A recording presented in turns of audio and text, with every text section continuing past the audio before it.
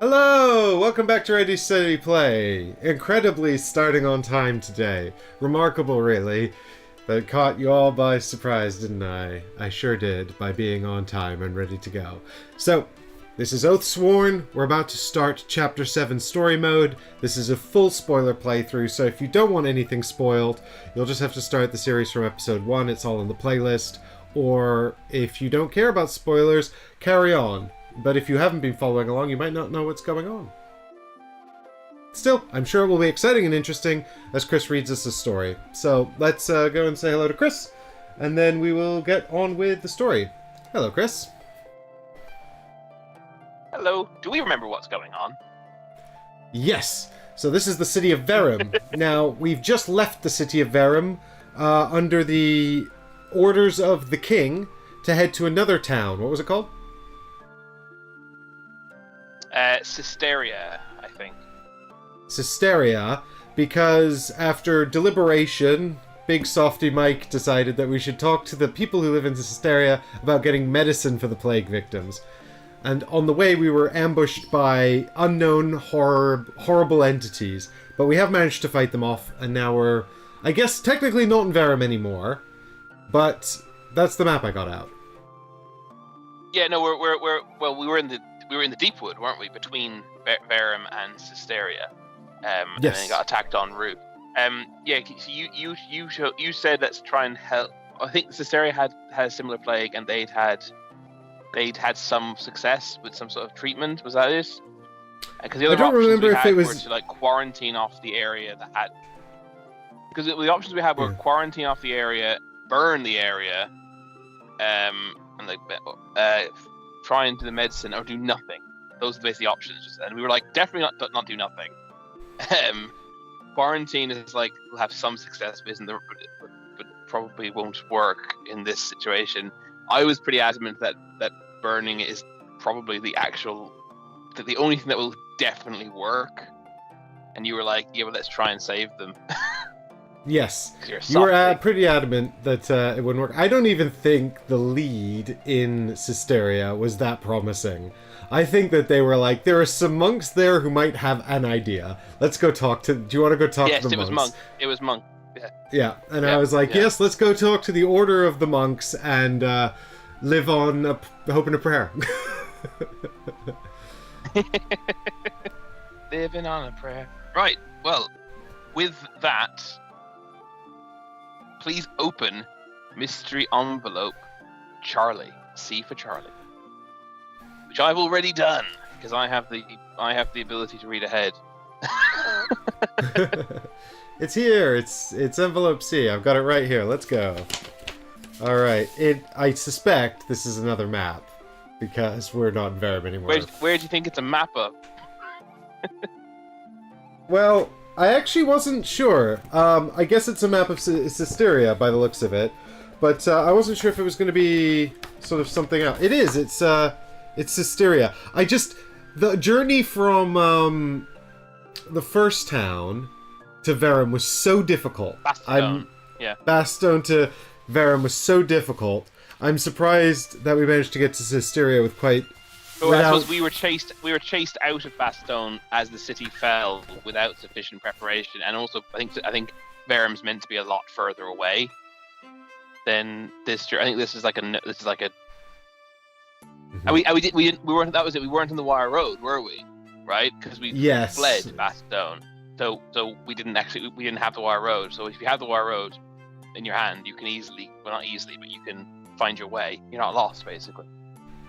That's the difference, I think. Yes, certainly seems to be the case because we've now arrived in Cysteria. So it says open mystery envelope C, place its contents in the center of the table. Do not place the free company marker yet. Place the chapter 7 time track beneath the map, which I'm assuming you already have out, and take path card A. So I actually left my path card over there, but that's fine. You can put path card A out and you can keep track of that. I will. Path card A. And if everybody's ready, we shall continue. Oh, good. Let's go! I'm excited! The final stretch of your journey from Verum is devoid of any further man-eating beasts, let alone creatures with barbed, whip-like arms. Since leaving Verum, a never-ending downpour has hampered your trek. Not once has the rain let up, and you are on your third straight day without sleep. The journey is not made easier by the fact you never had a choice. Oathsworn do not refuse a king, not if Verum is to have any chance of surviving the plague. Stepping from the shadows of the deep wood, the rain soon cease, and warm sun breaks through the clouds. Glinting in that sunlight are the massive white marble walls of the holy city, Cistercia. Outside the city gate, you spot a pair of imposing warriors, their giant kite shields and shining armor splattered with the blood of a fresh kill. At their feet, a pile of mutilated flesh that was once a giant beast of some kind. You have heard tales of a company of Cistercian knights, known as the Order of Thorns, that often trains its members in this manner, weathering both the mind and body of a knight beyond the wall until they are both rock hard. As you approach the gate, the knight's spear crosses, barring your approach. One of the company members flashes their oath mark, and their weapons part, allowing you to pass. Once your group has cleared the quarantine inspection area, the portcullis opens out in a marvelous sight. In the expanse of land before you lay farms filled with workers harvesting crops, and you realize for the first time you are seeing above-ground farming. Beyond the fields of golden grain and freshly planted crops, the tiered city rises white and resplendent, stretching partway up a great mountain range that runs from one end of the horizon to the other. A voice pierces your present distraction. Pillar and oath, Oathsworn. Pillar and path, Oathsworn. Dressed in the familiar purple cloak of the Cistercian faith, a priest stands stoically before you. We've been expecting you. The Lord Marshal will see you at once. Place your free company marker on location 24. Incredibly, I just coincidentally focused on that. I wanted to show everyone the farms, the above-ground farming. Martha's Way. Passing down a paved road through the fields, you find yourself flanked by the statues of martyrs. They are not smiling, and neither for that matter is anyone else. There are no sounds of merriment, no laughter or shouts of anger, just people going about their drudgery in silence. As you continue on, an odd sound breaks the quiet, the sound of pain and switches. Drawn to it, you find a crowd gathered around a circular demonic mat. Drawn to it, you find a crowd gathered around a circular dirt path where a boy is being thrashed with canes by two men wearing demonic masks. Sensing your interest, the priest explains, "The boy has been there all night, and he is now passing through the valley, where temptation can be found. To leave the circle is to give in to temptation. He is marked by the sins, so he can remember his faults. To spare the rod is to spoil the child. Choose one. Intervene on the boy's behalf, only observe the ritual, or move on." Oh, jeez. This question is like, hey, look at the horrific cultural practices of these people. Do you want to try and change their entire culture right now? Pretty much. Oh, God. But you can also watch it or leave. Yeah, I mean, I feel like maybe watching it and trying to come to the aid of the child afterwards is possibly more beneficial than confronting everybody and making a big hoo-ha right away. You know, not that I condone capital punishment or anything like that, but... I think you mean corporal punishment. Capital punishment's very different. Wait, is that execution, is it? Capital punishment's execution. This is corporal punishment. Yeah. Well, I think capital punishment is probably the ultimate end point of corporal punishment. Yeah, you could argue. But yeah, I don't. Well, I'm not a fan of either. But we need the help of these people, and I don't really want to show up and just be massively culturally insensitive, even if it's horrific. Let's watch. I don't like it, but let's watch. The boy grits his teeth, yet cannot help but let out cries of pain as red welts crisscross his back and chest. Such discipline in one so young is admirable. One blow finally splits the skin, and a rivulet of blood trickles down his back. It is hard to watch, but it is their way, and their faith. With encouragement from the priest, you continue on. All Oathsworn gain a redraw token. Alright. And then place location 6 and go there. I was kind of hoping we'd have a chance to sort of step in and help the child after the punishment was done, but never mind. Priest intervened, I'm afraid. You cannot control the free will of others.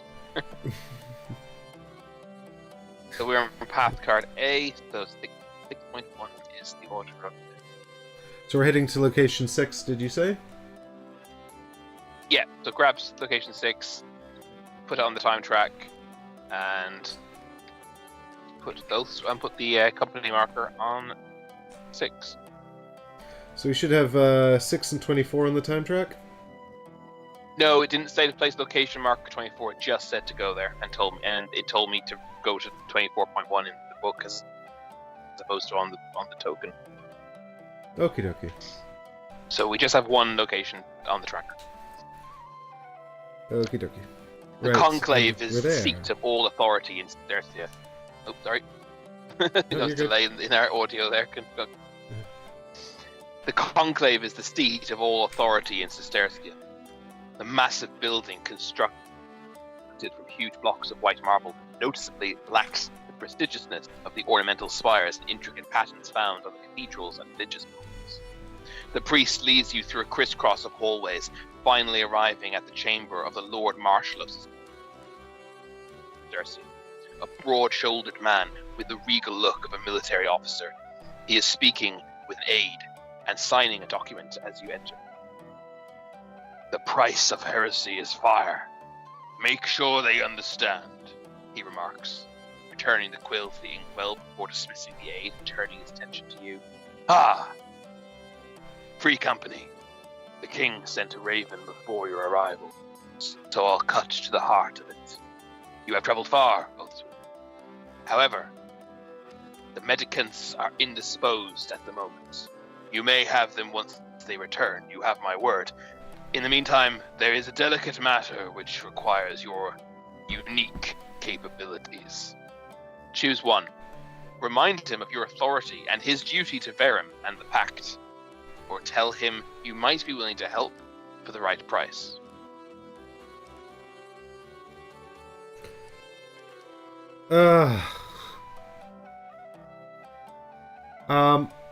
Yeah, I think I don't like that you might be willing to help for the right price business, but I don't much like the other But option we're not either. here to help. We're not here to help them. We're here for them to help us.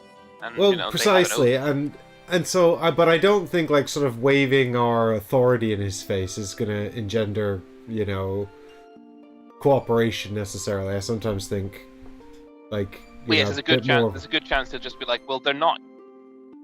here. There's a good chance to yeah. just be like, they're not here. So, like, what do you want from me?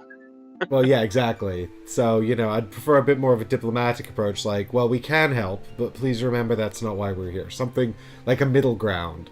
Whereas it's like, it's Oh, either... Mike, you always want the middle ground. Get off that fence. Well, no, I just feel like, sort of a bit more of a diplomatic opening. So, save the big guns for after some discussion, is all I'm saying. But, yeah, but like, we can help you, but money, please. It just feels a bit like, I think of the two, I'd rather just jump straight to the big guns, though. Number one, please. So it reminds him of your authority and his duty to Verum and the Pact. Yeah. Perform a threatening check of difficulty 6, 7, if you have the penitent or priest with you, which we do. we have the priest with us. So wait, because we have the priest, it got harder? Yeah, I don't know. I don't know. I guess because I don't know. I'm not entirely sure why that is. Because the Lord Marshal is not, I guess, doesn't think much of religious people. I don't know. Well, it's a difficulty 7 check.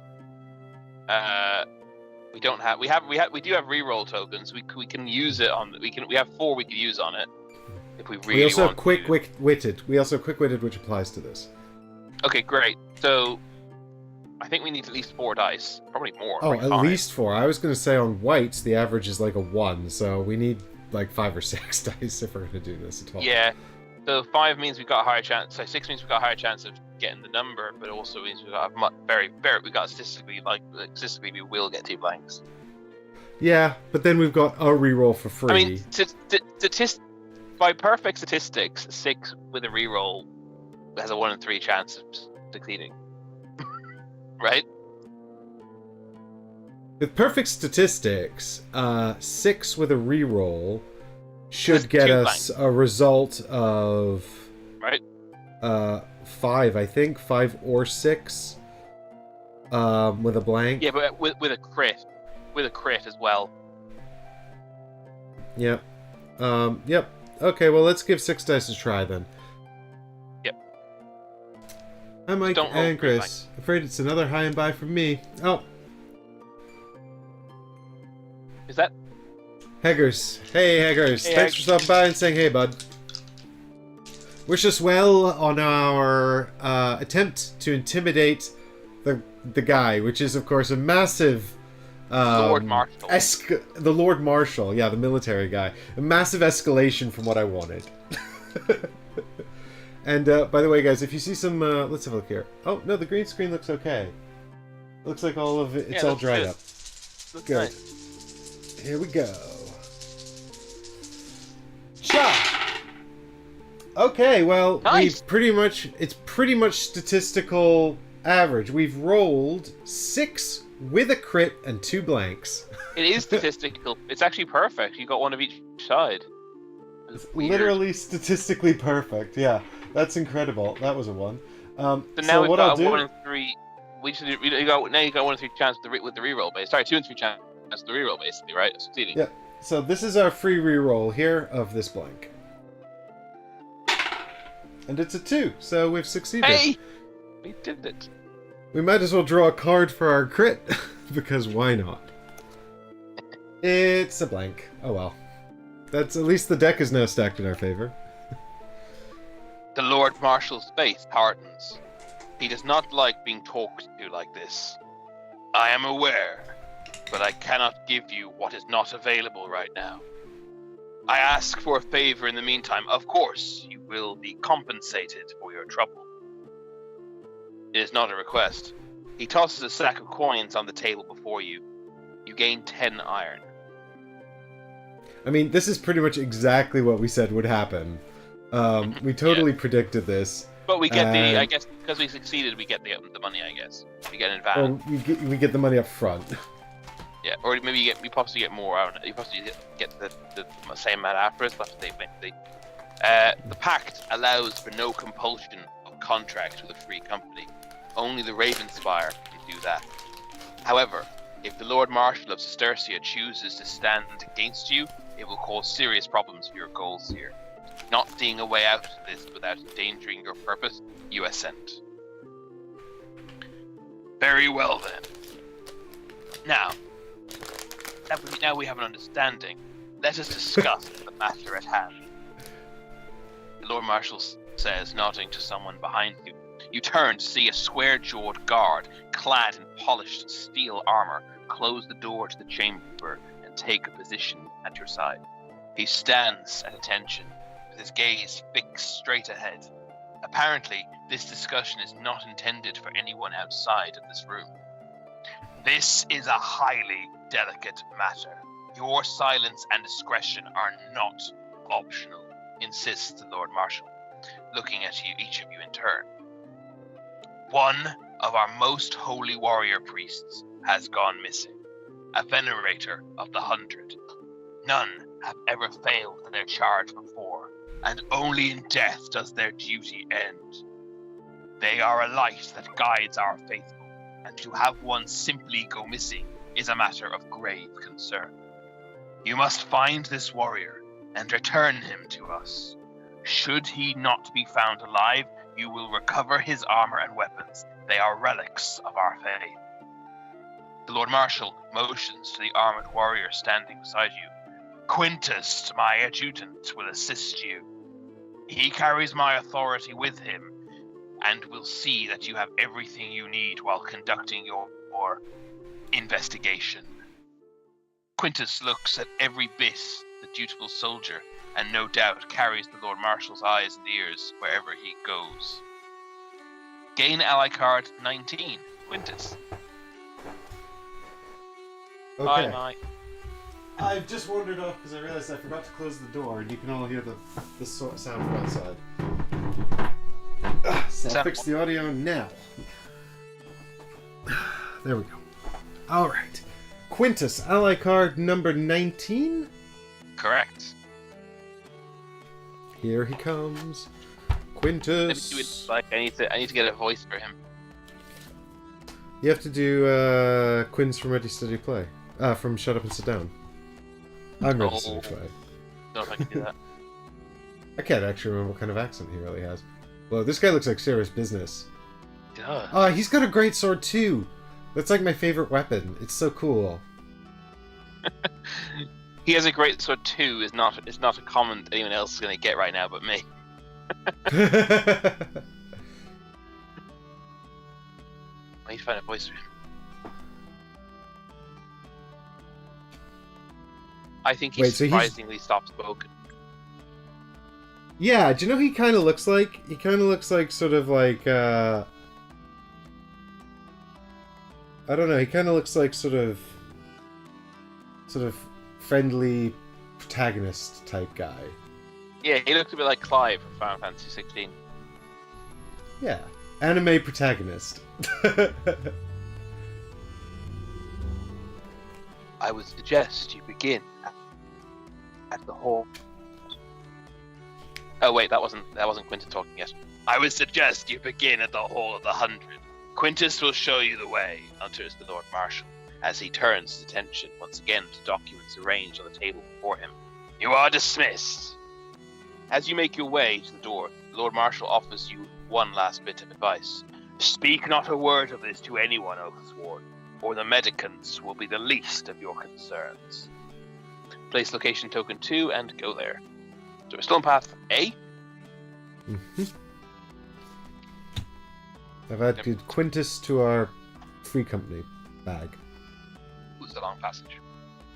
We've got loads and loads of friends. Presumably most of them are at that bar we own in Verum now. I think so, And yeah. then- I think the friends mostly matter.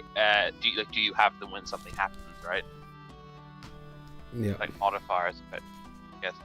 And also they can fight. I mean, that guy's good. If we ever do lose an Oathsworn in combat, that guy Quintus can step in, do some damage. He got 3 red dice. Yeah, he's got 3 red dice. He's got What's the 5 ability? defense.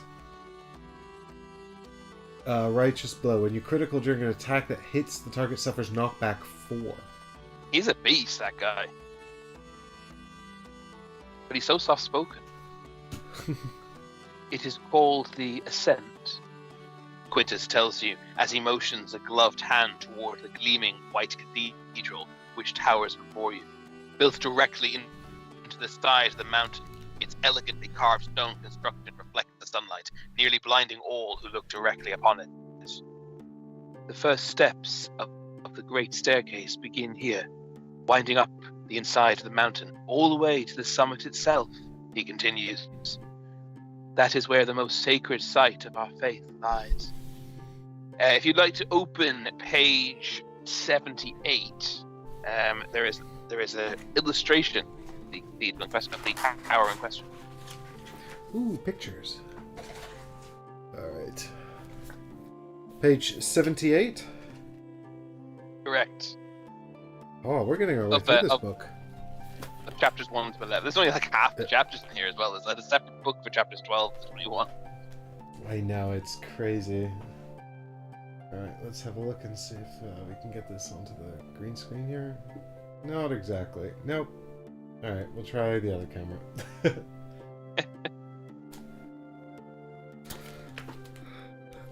I'll show you guys some pretty art while trying to avoid potential spoilers if we can.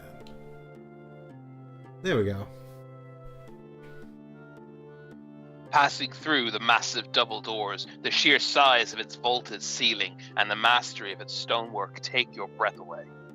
You travel through a path which runs directly through the center of the cathedral. Flanking you on either side are 12 great suits of armor, perched atop tall marble plinth. Supplicants bow in prayer before each one, giving you the sense that they are more like shrines than weapons of war. Quintus notices your interest and explains. These are the sacred suits of armor worn by the Venerators. Come, this way. He leads you to another area of the cathedral, well away from the throngs of pilgrims and supplications. The air here is filled with a strong scent of weapon oil mixed with incense. On Quintus's authority, you enter the Hall of the 100. The giant warrior priests, known as the Venerators, are unmistakable. Towering men of chiseled muscle. Each is half again as tall as any human. Each is dressed in richly decorated robes with cowls pulled over their heads, always concealing their faces.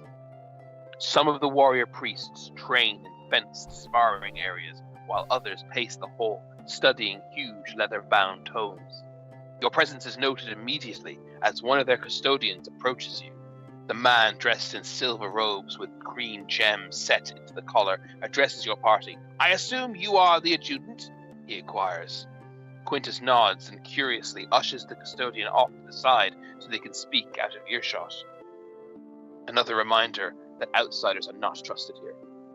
After a few moments, they seem to reach agreement and the custodian addresses your group. "Very well then. If you seek to know us, you must first be weighed, by blade or blood. Our masters demand a test of combat. One or all must face the trial. Iron sharpens iron. The pillar must be strengthened." Looking at the giants arrayed before you, you realize this is probably going to hurt. Getting injured on a hunt is a serious matter and not something to be looked for. The Venerators are said to have the strength of 10 men, and you will put that to the test. But how best to proceed? One of you could take the test alone, or you could attempt it together and possibly stand a better chance. Though the more people taking this trial, the more people could take a beating. Choose one. Fight the Venerator as a group, or choose a single person to face it. Does it have to come from the existing group? Presumably. Yes. It says, yeah. Oh, jeez.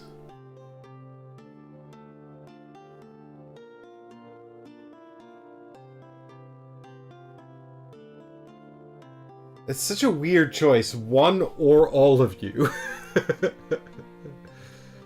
Like, I'm just trying to understand I think the idea is like, do you want we're gonna get hurt? Do you want to spread the damage or not? I guess. Oh no, I totally understand the mechanical justification. It just feels like a weird sort of in-world cultural thing. Like, we only accept challenges in our culture of one-on-one combat or all-on-one combat. There is no in-between. No, I think there is in between, but the game is limiting you to the two extremes. But I think in theory you could do 2 or 3.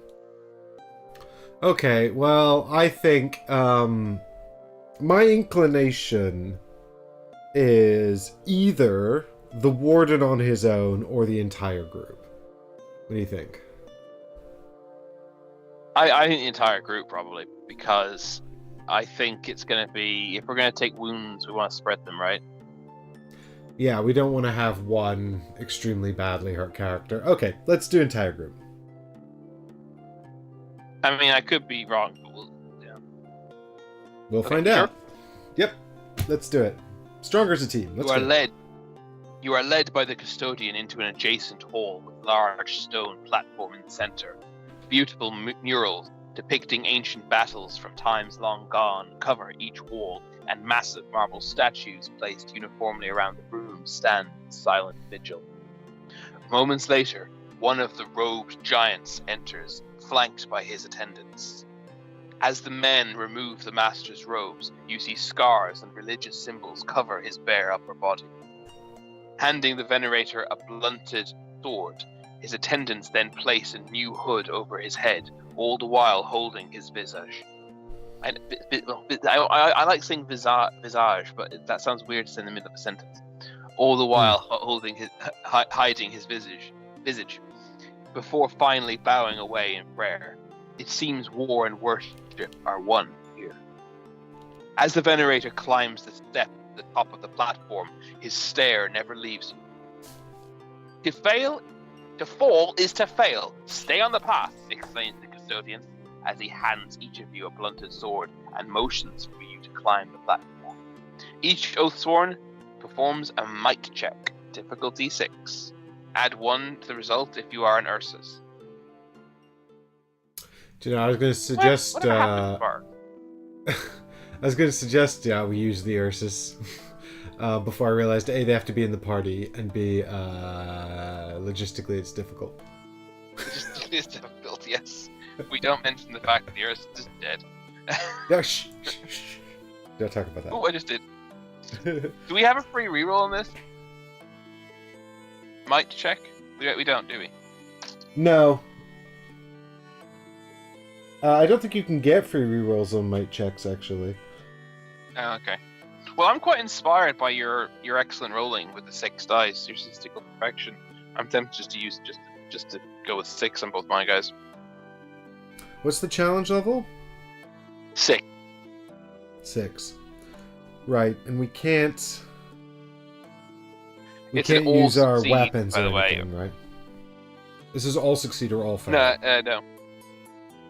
Well, the 2 options are if all succeed, we're going to go one place, and if any fail, we're going to go to another place.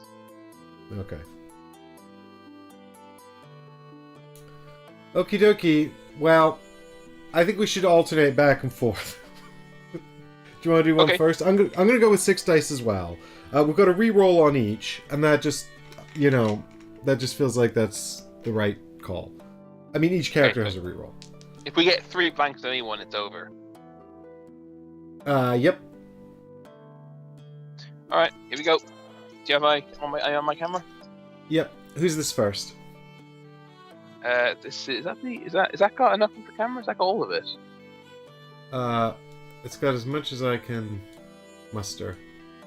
Okay, glad. So we'll do the warden first. Here we go. The warden first. Here he is.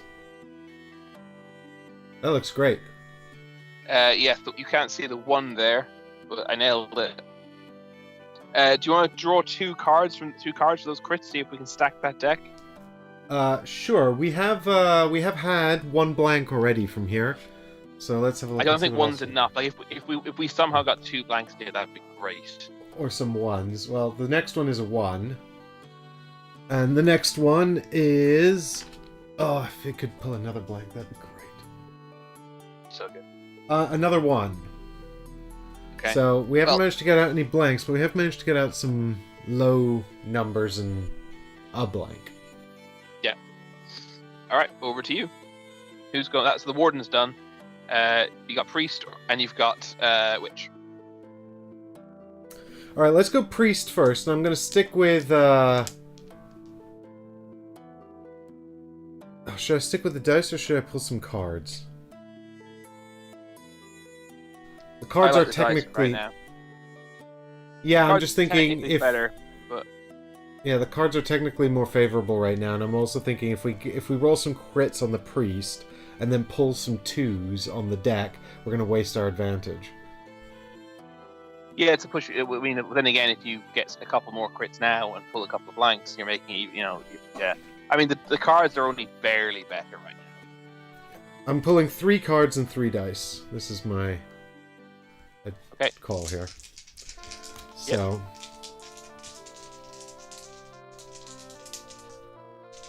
Priest. 2 blanks on the dice. And then a 1 on the card, another 1 on the cards, and a 2 crit on the cards. So he's on 5 with a crit, but he needs to reroll a blank. So he'll spend his reroll. Wait. Technically, you should resolve the crit first. See if, because if you get a blank with a crit, it's over anyway. Oh wait, Okay. no, it's not actually. No, it's No, not 'cause- over anyway. You're right, because you could still reroll the blank into a 1. But you should still do the crit first. I feel. Well, it's up to you. Well, there's the crit is just sort of, because the thing is, if I roll the blank into anything other than a blank, I've done it. If I reroll the blank into a blank, then it doesn't matter what the crit is. Yeah, that's true. Okay, go for it then. So you're rerolling a blank, yeah? Yep. Here is the blank reroll. We should avoid cards now. The cards are stacked. I think the cards have sort of evened out now. We've lost a Yeah, lot I of ones. can't believe you didn't get any blank there in the cards. That was actually remarkable. Oh, it's another blank. It's over. Yep. What I'll do for the crit is I'll pull another card, just in case I pull a blank, and then I think... I don't know if the cards are actually good. It is a blank on the cards. We better do the other characters in case it matters who fails. Sure. Right. Okie We'll dokie, do so the now we're... Harbinger now. The Harbinger. Oh, 3 blanks. That's over already. Can't be good. But you've got a crit. Yeah, you can draw a card if you want. Okay. And the card is... another blank. Okay, that's good. Yeah, the deck is actually looking pretty well stacked. So I think I'll probably just roll... Huh. So, do we think it's going to matter who failed? Don't know. I think I'll just dice it for the witch, just because I don't want to waste this potential advantage in the card deck, in case this doesn't. Bear in mind, matter. it will reset before the encounter, the card deck. Yeah, but if we've got another one of these checks before the encounter, we've actually got a pretty nice card deck set up. We've taken out 4 1s, 3 blanks, and a 2 crit, so we should have some nice 2s in there. Hopefully. Alright, here we go. Witches roll. 10. Not a single blank. No crits? It's 4 2s and 2 1s. So, the priest and the harbinger failed, is that correct? Yes. You stand on the platform, shoulder to shoulder, before your adversary. Adversary, I guess I'm saying. Like a bolt of lightning, the Venerator attacks and the dance begins. The battle lasts several minutes, with each side giving and gaining ground in a seesaw contest of martial skill. Despite your well-honed abilities and group coordination, you simply cannot keep pace with the awesome might of the Venerator. He singles out one of your group and drives them off an edge. One by one, the rest of you fall like dominoes until he alone stands atop the platform. All Oathsworn who fail the might check lose a hit point. So we both lose him. One off the priest, one off The custodian addresses your group. The trial is over, Oathsworn. You bore yourself well. That is enough for now, He says, matter-of-factly.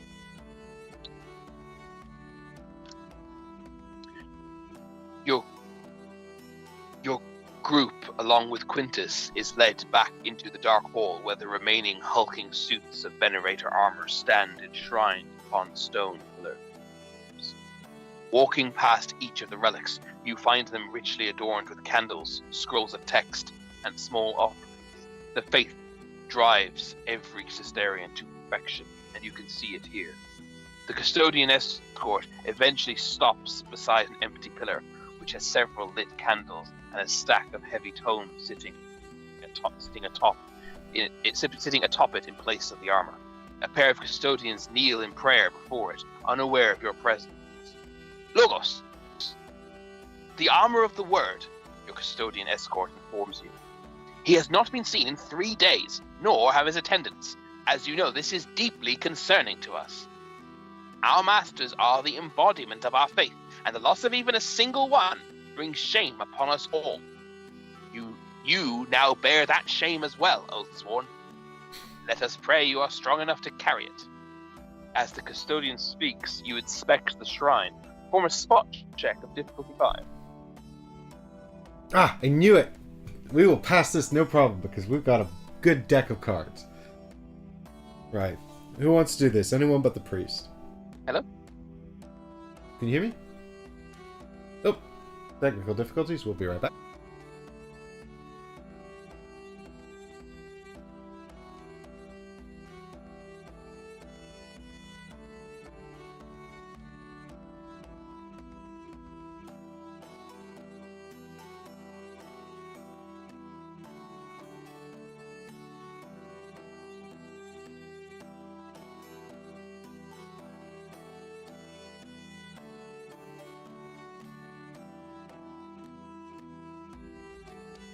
Okay. Yep. So, shall we draw cards for this one? I'm still looking at the chat.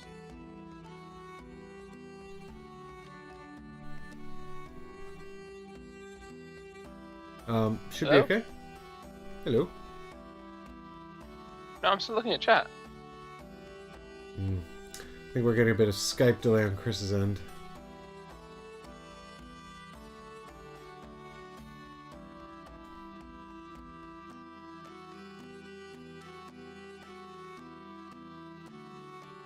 That's very strange. Why? All I can see in the OBS is the chat. Yeah, it should have changed back to the top-down camera. Do you want to switch it back to chat and back away? I don't know. It's very strange. Yeah, I think it's Skype on your end. What I'll do is I'll reshare the screen on Skype. There you go. Yeah, it works. It's worked now. It's worked. Oh, okay, it's okay. I don't think it was Skype. I don't think it wasn't the connection. It was just the fact that it was showing the wrong. But it was the share screen function wasn't working. Yeah. Because it switched to the chat when you switched. But, right. So yes, spot check for the group. Difficulty Yeah. 5. So it's strength 4. Difficulty 4, right? 5. 5. So 4 cards. Yep. 4 cards. I mean, yeah, I guess it's stacked in our favor, isn't it? I think 4 cards ought to do it. Okay. Okay, here we go. 1, 2, 3, 4. Card number 1. Nope. Is a 2. Good start. The next card is a blank. Damn it! I thought we got rid of all of those. The next card. A 2 crit! 2 crit. Okay. And the final card Anything but. is a 2 crit! Hey! There's no more 2 crits. Okay. So that's 6, so we've definitely passed. Are you We critting? might as well ditch 2 more cards. Right? 2 more cards? What do you think? Yeah, might as well. Might as well. Alright, I like knowing. I like the smaller the deck is, the more you know about it. It's true. A blank and a 2. So we have got only 4 cards left. So we can probably work out what they are. You definitely. Well, I'll do that while you read the next part of the story. Well, you have to listen. I'm listening. The area around the shrine has been meticulously cleaned. Upon closer inspection, you notice a droplet of liquid on one of the candles that does not appear to be wax. You dab it with your finger and raise it to your nose. The substance has a strong chemical stink, perhaps some sort of embalming fluid. You question the custodian, but he cannot offer an explanation for its presence, and assures you that embalming fluid would not be used in the preservation of the armor. With nothing more to be gathered here, you decide to move on. a clue. Yes, we should remember that. Accompanied by Quintus, you return to the great cathedral near the first step of the ascent. There you find a train of pilgrims beginning their journey up the massive stairway into the heights of the mountains. Each of them walked in solemn awe of the majestic architecture, past the text carved on the walls and into each step of the stairway beneath them.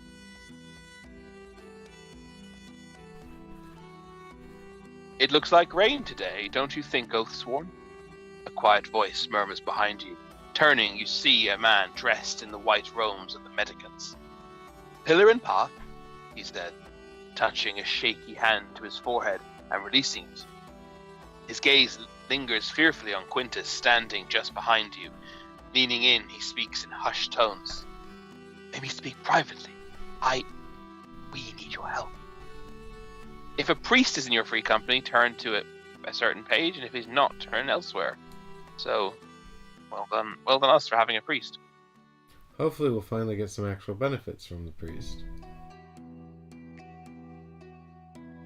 The greeting used by the mendicant is one you know well. To speak of the coming rain is a secret reference used by your brothers and sisters in the low church to identify one another when in the presence of outsiders. This man, like you, is a follower of the way. To risk exposure with the Lord Marshal's adjudicant nearby, it must be of dire importance. It is not too difficult to break free of Quintus and find out what the mendicant needs. Sorry, I'm still moving about. You tell Quintus that you wish to pray before continuing with your investigation, and ask that he wait here while you do so. Mingling with the huge crowd of pilgrims and supplicants, you slip out of sight and find a quiet alcove where you are able to converse with the mendicants. My name is Finian, he whispers. I represent an order of the true faithful who are prepared to help you. We know that you seek mendicants to aid with the plague in Vera, and there are many in our numbers.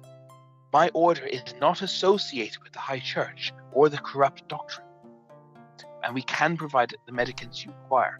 All we ask is that you help us free my master, who has been unjustly sentenced to death. You ask him what crime his master stands accused of. No more than healing a sick child, he continues. The High Church decrees that all miracles have ceased. Anyone who attempts to perform such an act is said to have committed witchcraft. My master saved the child only to be betrayed by the boy's parents. Now, the boy has been executed, and my master is set to be publicly tortured and burned at the stake tomorrow. If you're willing to help us, we pledge to provide all the medicaments you require. Please, he is a good man. Will you help us save him? Two paths lay before you. Do you continue the search for the missing venerator, or do you help save the low church priest from execution? You know you will not have time to do both.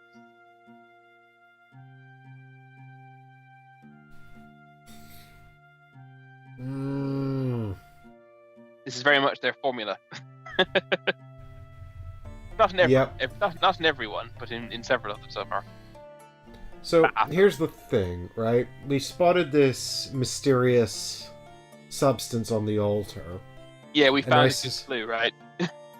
Yeah, but I suspect that clue is leading to the conclusion that something untoward has happened within this order, right? Yeah. You know, like, these guys are mighty warriors, so I suspect that this was not some kind of... I mean, it could have been... but I suspect this was subterfuge, right? Especially because the person who we queried it with was literally like, oh, that shouldn't be here.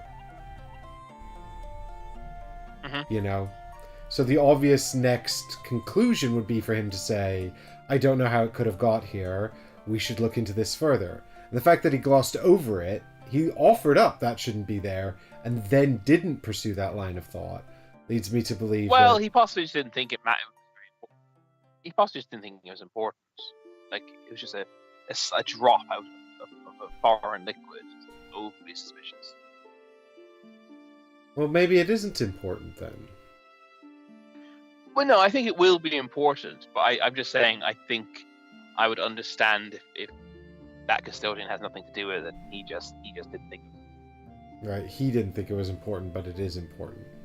Yeah, I mean, you could be right. Maybe he did gloss over it intentionally. I'm just saying, I'm so sure. Yeah, so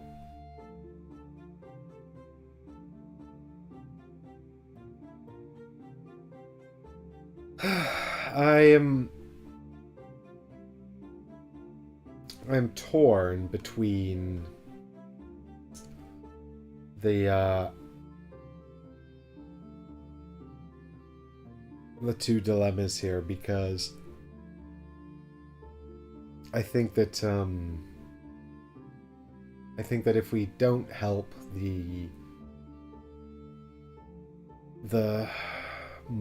if we don't help the main order, it feels like helping the main order is the right choice, or is the more viable choice, but at the same time, I'm concerned that they won't like the revelation. You know, there's something untoward going on here. Quite possibly. Yeah. I mean, the helping the priest sounds like it's a more direct path to medicants, which is what we're looking for. Do you think so? Well, insofar as, I mean, the Venerator is just busy work we're doing whilst waiting for the medicants to return. Whereas this guy's actually saying, if you so job A is, will you do this job to fill time whilst waiting? Job B is, if you do this job, I will provide you what you seek. That's an interesting take on it. I didn't see it that way. But maybe, but yeah, I mean, I'd like to help this person who seems to have done the right thing. And if you think that that's going to be productive as well, then I'm inclined to go that way. Well, I think ultimately they'll both lead to this. They'll both lead to the same general area. Like the next chapter will happen regardless, right? Yeah, but we could be returning to Verum with no medicants and a whole town angry at us, right? Is that possible? Yeah. Oh yeah, I imagine so. I mean, yeah, basically, we're waiting. We want to get an item, and it's not an item we're looking for really, but we're looking for X, and we have been told X is away. It's not here right now. Can you please go and do task A for me, and that will kill some time, and then X should be back by then. And the guy has shown up and said, "I will give you X if you do task B." So yeah, you're right. I think we should do task B. So task B definitely feels like a more direct route. Yeah, I agree. I just feel like task A is also come from high authority, and task B is to challenge that authority. Task A, but the reason to do task B is the reason I just laid out. The reason to do task B is because we already have a clue, and because it does sound like a more intriguing mystery. But it's not. The other one's not a mystery at all. Well, task A sounds like a more intriguing mystery, and we have a clue. Yeah, but yes. Task A is also in line with the sort of high authority of the area. Task B is to challenge that high authority, so maybe more difficult. Yep, and may have consequences. So there's definitely not. It's not cut and dry. Yep, but I feel like task B. I feel like task B also helps a person who's doing the right thing, and I like that better. Okay, so I've inadvertently talked you into path B, have I? Well, I think my natural inclination was to do path B, but I was concerned about jeopardizing the chance to get medicants. But I think if you feel like that could also lead to medicants as well, and maybe even more directly, let's do it. Yeah. I wanted to do it. Thank you. Thank you, Oathsworn. Thank you, Finian exclaims in hushed excitement. We must join the other members of my church to explain further. I should have made him Irish. He's a priest. They are currently awaiting our arrival under the aqueducts at the third arch behind the cathedral. We must take different routes to avoid suspicion. I'll meet you there. With a relieved smile, Finian hurries off. Archive ally card 19. Quintus, take path B. Place location token 15 and go there. So I have to remember we're on path B now. So. Oh, I don't know how I like card 19, Quintus. Okay. What? Archive Sorry, you it. said- Yeah, get rid of it. Ally card 19. Did I say the wrong Okay. card? Did I say the wrong number? You might have, or I might have had the wrong number. Wow, yep, there's 2 Quintuses. I pulled a wrong Quintus. No, but I won't say the number to avoid spoilers. Hey, Morganite, welcome for joining us. Anyway, Quintus, no matter his number, is now gone. Hello. I don't know how I pulled the wrong Quintus. Did you get location token 15? Location token 15, aqueducts. 15. I've done. Yes, that is all taken care of. So let's go to the aqueducts. Slipping away from Quintus is easier than expected, and you reach the location Finian described without any trouble. The area seems to be less frequented by people, making it the ideal spot for a discreet meeting. You find a small groups of individuals dressed in simple garb gathered beside one of the aqueduct's massive pillars. They are clearly nervous, constantly looking over their shoulders and avoiding eye contact with passers-by. These must be the people you are here to meet with. Your approach sets them on edge as they turn anxiously. Acknowledging you, one of them speaks. What brings you out on a day like this? Looks like rain, don't you think? This guy's Irish. If you have a priest with you, turn to 15.3. That implies you can still end up doing this if you don't have a priest with you. We only ended up doing this because we had a priest, so I don't understand. Anyway, your priest gains a redraw token. Is he the one who spent his? Yes, so that's quite convenient. To wash away our sins, you reply. The men and women nod in deference, and a sense of relief washes over them. It has been years since you left Sestercia and took your oath. Oh, your priest is from here. Yet you still feel the pull of fellowship here. They warmly welcome you and your company, and thank you for your assistance. Ah, you've arrived already, Finian says as he joins the group. He motions for you to follow him. Come, there is a place nearby where we can speak more privately. There is food and drink as well. I'm sure you've not had the chance to eat since arriving. From the exterior of the small, unassuming home, one would never guess that beneath this single-story abode is a secluded meeting hall large enough to hold a regiment. You share warm ale and stew of fresh vegetables with your hosts, whilst listening to tales of religious injustice that they are constantly subject to. It seems there are 2 factions in the faith. One holds all the cards and is not afraid to play them in order to remain dominant. The High Church has intensified their attacks on us of late. More and more of our brothers and sisters are apprehended every day and tortured. Finian pauses, exchanging a knowing glance with his friends. Despite being hunted like prey, a sentiment you know well, these people are clearly anchored by their faith. Your timing is fortunate. Many seek a new start beyond the city walls. We know of your purpose here in Sestercia. Word of the plague in Faerham has reached our city. Our medicants can help, and we are prepared to return to Faerham with you. However, before we leave, we must ask one thing of you. Help us free Father Pyron. He is the one who gathered us, and more than a few of us owe our lives thanks to his miracles. We cannot leave without him. Choose one. Only if any character has an injury card, ask to heal. Or ask the members if they plan to free Pyron.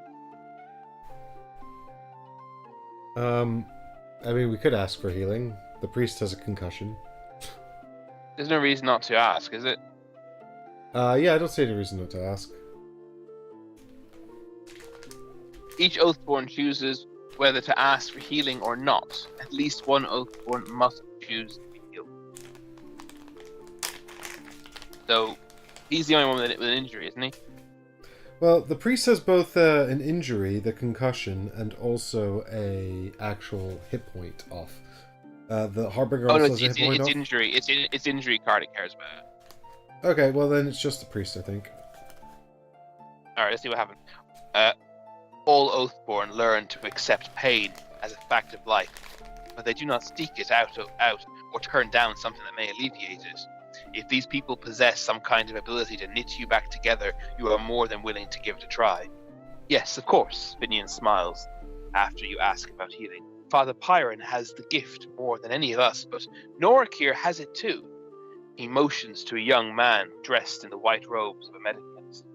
You are naturally wary of anything unusual, yet eyeing the man your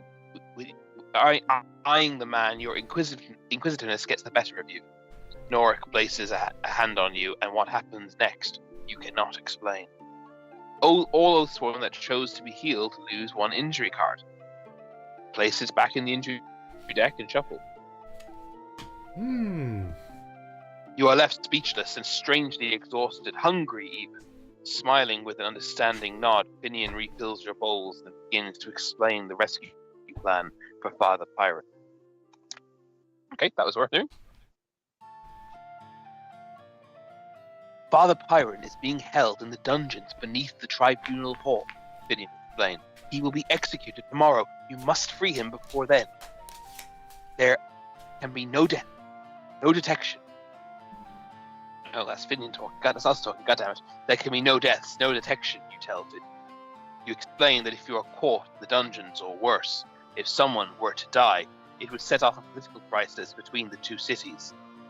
Whatever happened has to be clean. If you have to choose between being detected and abandoning the mission, you must choose the latter. Finian nods. We can expect no more of you. In that case, gaining access to the dungeons is the easy part. Getting to Father Pyron's cell, however, will be difficult. In order to reach him, you must ascertain the guards' assignments and patrol routes of the 3 cell blocks where the prisoners are held. The dungeons are large and ill-lit, but if you know the guards' patrol routes, you should be able to get past them. He looks at you as though he had just described a trip to the market. Clearly, he has more faith in pulling this off than you do. Finian continued. One of the guards, Cecilia, is a sister of ours. She lives on one of the communal farms and should be able to help you. There's also the proctor, adds a confident, raven-haired woman. Everyone's Irish opinion.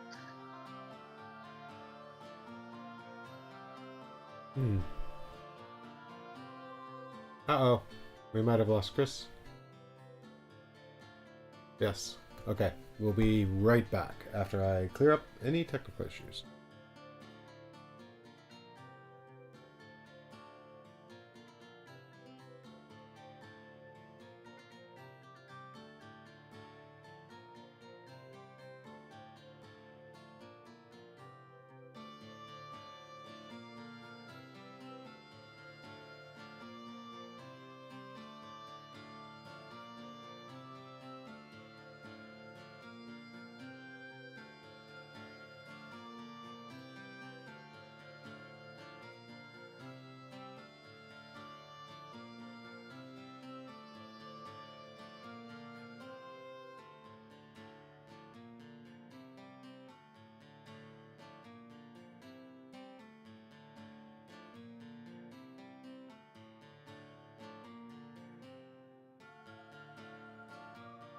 Alright, we're back.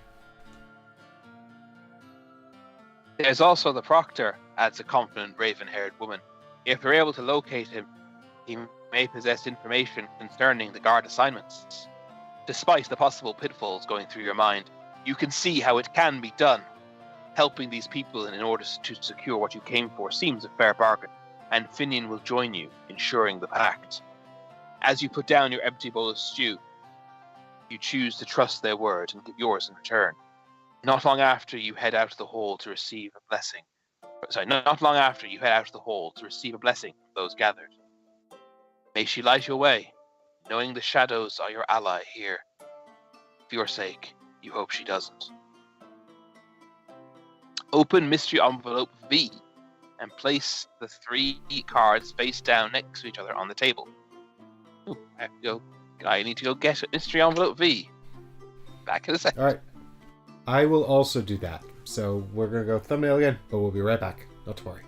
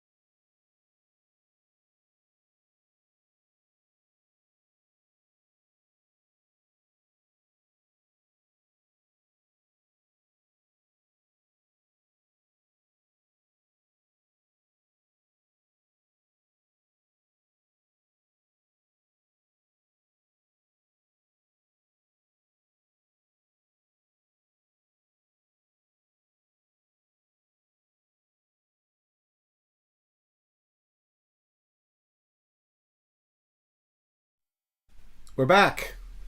Hello. We're back. We've got mystery envelope V, and we've got 3 cards inside. Here we go. Dum dum bum bum bum bum. Triangle, square, and circle. Do That's not three of reveal the them. best shape. It's true. So it says, open Mr. Card V, place the 3 cards face down next to each other on the table. You need to find as many of the 3 maps of the Tribunal Hall dungeon as you can before sunset. Gain ally card 20, Finian. Add Deepwood Event 32 to the Deepwood Event deck, and City Event card 30 to the City Event deck. And then we're going to place a bunch of locations out.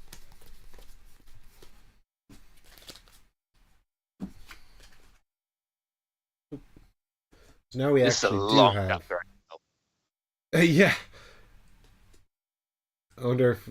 So here's Finian. He's a medicant, so that's good. If needs be, if we fail, we can at least kidnap him and bring him with us. That's true.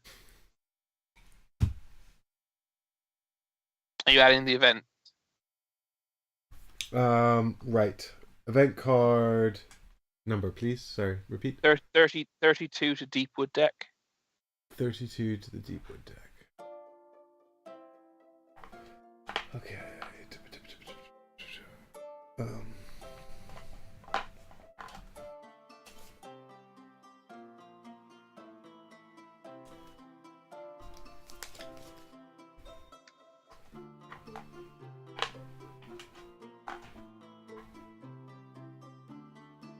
What have I done with these event cards? How have I organized this? Oh, there they are. Yes.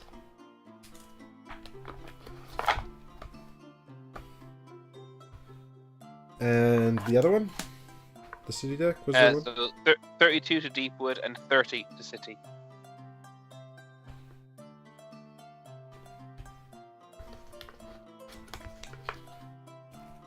It's done. Okay, and then place location tokens as follows. So I'm going to move the cards. So you're going to place 10, 12, 13, 14. Stop there. I'll stop there for the time being.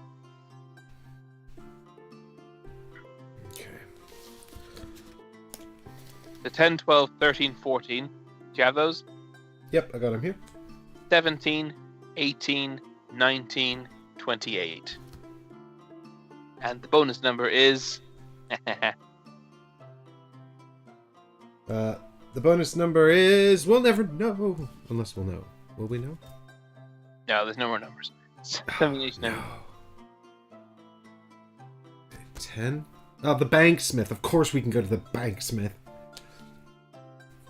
So, and then the options we have are, if you're ready to start the prison break, go to one entry, or choose a location to go to. So we're trying to reveal these 3 maps, basically, right? Right. They were basically trying to ask about, what was it she said? The Irish lass, she said, there's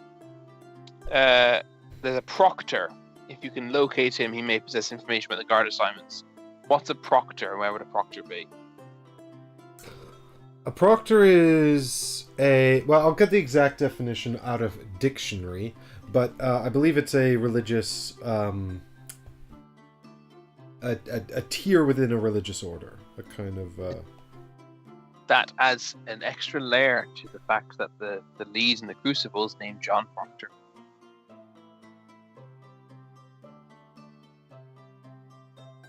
Okay, so we've got three definitions here. A person who keeps watch over students during examinations. An official charged with various duties, especially with the maintenance of good order, and to supervise or monitor. Okay, so the education angle sounds good.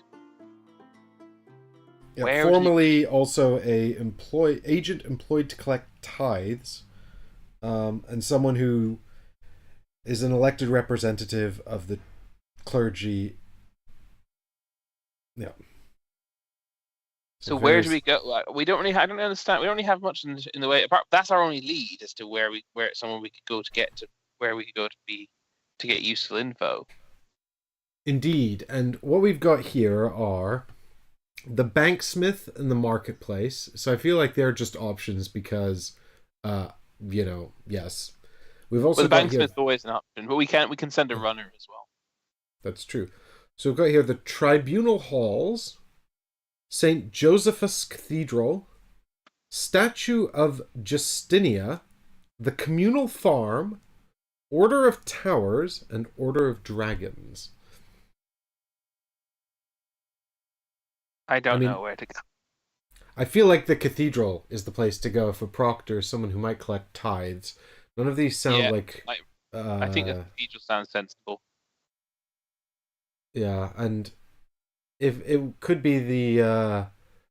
there is a case to be made for every single one of these, but I think the Cathedral sounds like a strong bet.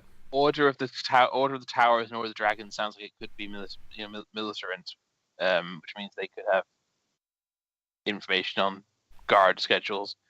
Let's go to the Cathedral, though. I think we're both in agreement that's a good spot to go to, yeah? Yeah, I agree. 14. 14. Oh, Skype's crashed again. Be right back, folks. Sorry about this. Probably mine.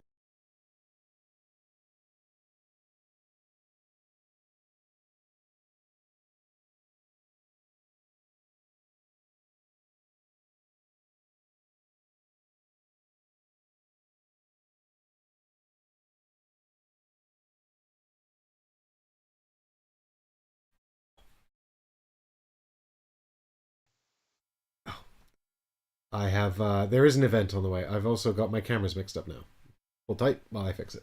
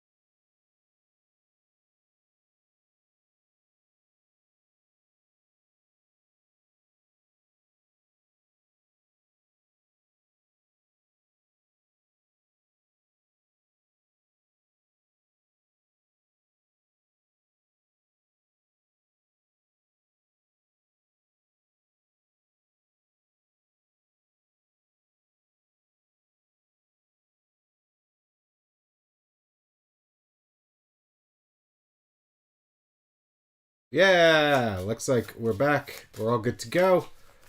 So, here is random city event on the way to the cathedral.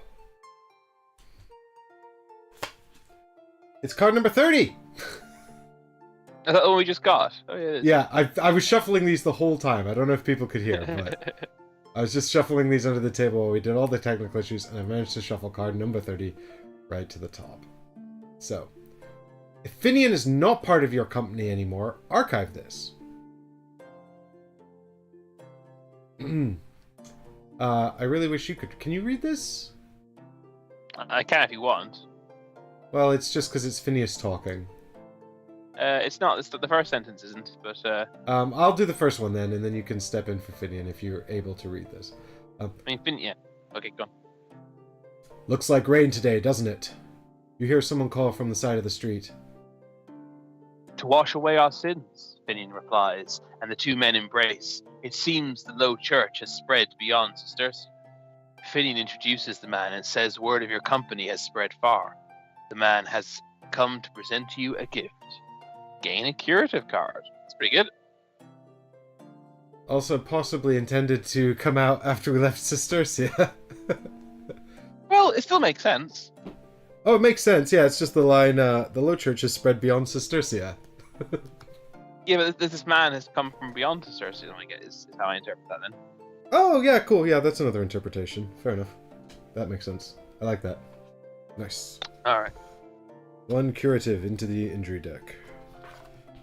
The golden spires of St. Josephus' cathedral are visible throughout the city. You arrive just as Mass is about to begin. Crowds of nobles and monks and ecclesia file inside. Among them you see a group of guardsmen led by a man dressed like an officer of some sort. They each wear the sigil of the tribunal hall guard. As you are about to follow them into the church, you spot a familiar face scanning the crowd. The Lord Marshal's adjutant, Quintus. Jaw clenched, he is clearly searching for you. You look for a safe path through the crowd. Perform a spot check, difficulty 6. Add 1 to the result if the cur is with you. Oh, Curse, he is not. Oh, the cur's not with us. That's a class. No. The difficulty 6. Damn, we don't have keen-eyed, so it's just straight up dice. So I know that the deck, because we had to count it earlier, is 4 cards, and I believe it's a 0, 2 1s, and a 2. So that's a guaranteed 4. And a blank, if we pull all of it. Yeah, but then we can just roll a die, and we just have to guess. Oh, we have to get 2, though. Yeah, because there's no crits left.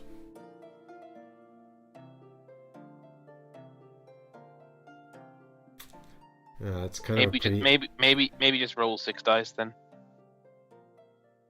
Yeah, you think just throw 6 dice? Yeah, possibly. We can use our rerolls if we want to. We do have a token each. It's true. All right. Let's see how we get on, I suppose.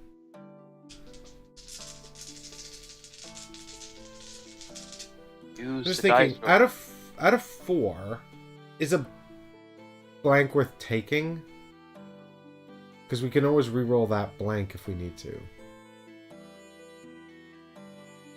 Probably, statistically.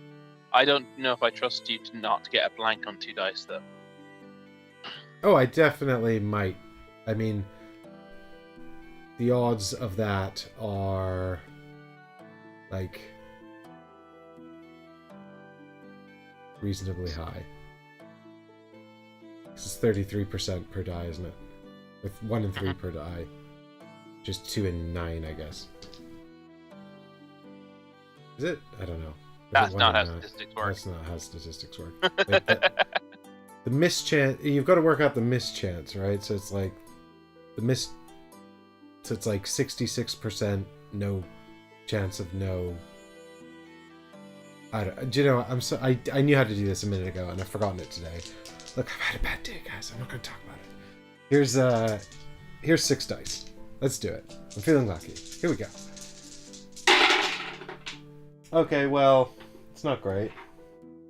It's not bad. It's 5 and a crit with 2 blanks. Not too bad. It's fine.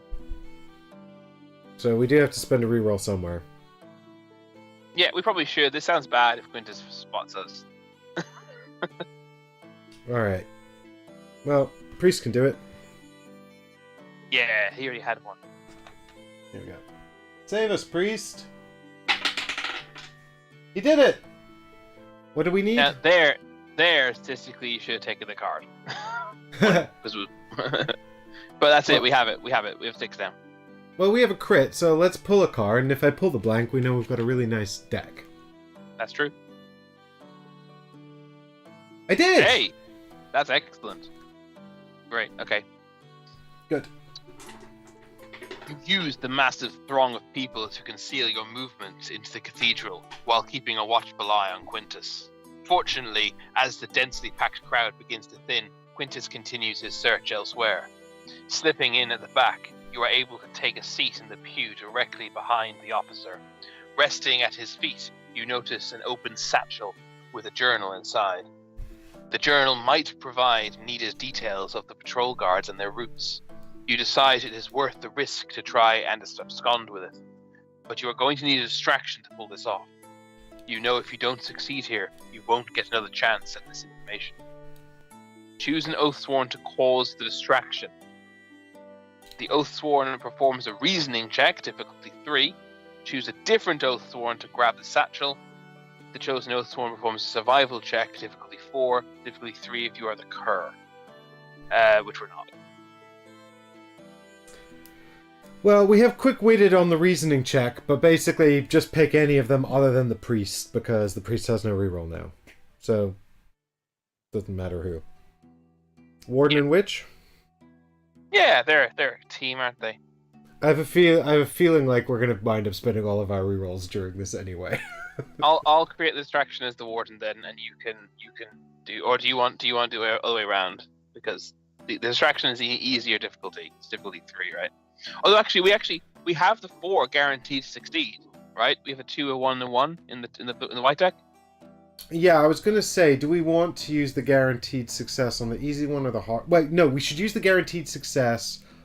Wait, what are the 2 checks? What's the reasoning? Is the reasoning higher? The reasoning's 3, and the other one's 4. Okay, well the reasoning we've also got a reroll on, so yeah, let's take the guaranteed 4, and then roll for the 3. Okay, so I'll do a roll for the 3, and then I got a free reroll, right? Yep. So I'll use 3 dice. Are you okay with that? Yep, bear with me 2 seconds while I fix my shot of your camera. I can move it, hang on. It helps as well.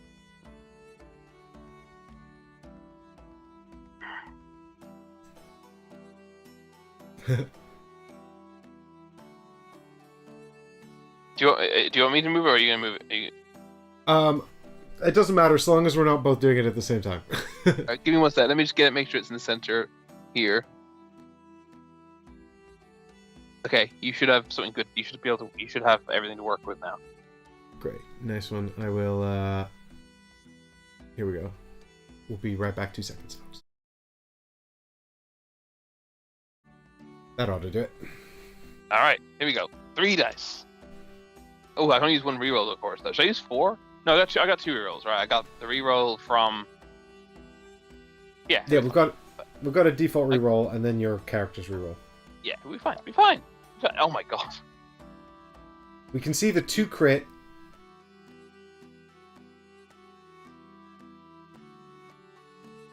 Oh wow. Yep. All the 2s. Let's not draw a card. No. Alright, so then we just draw those 4 cards and we've succeeded, yeah? Yeah, I'm gonna pull the cards now just to make sure, but I think we should be okay.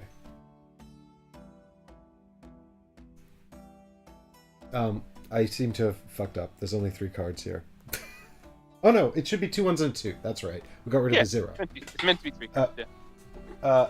And I was correct, yes. It was correctly calculated. Yes, good. The plan is... I just reset this deck now, right? Yes, exactly.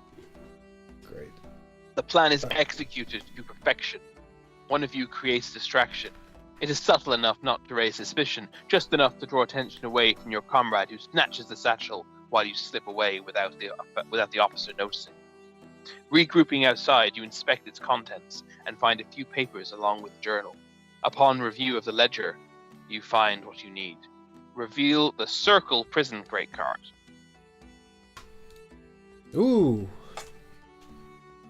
It's a layout of prisons.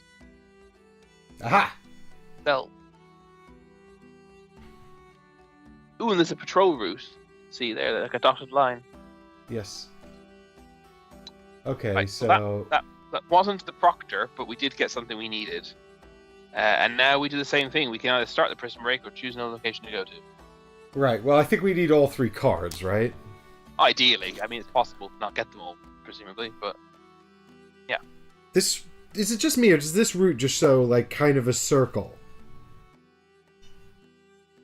Yeah, it's a circular guards route. Oh, is that the patrol route? That's what I think, yeah. Okay. So you can hide in the top corridor without any issue. Mhm. Yeah.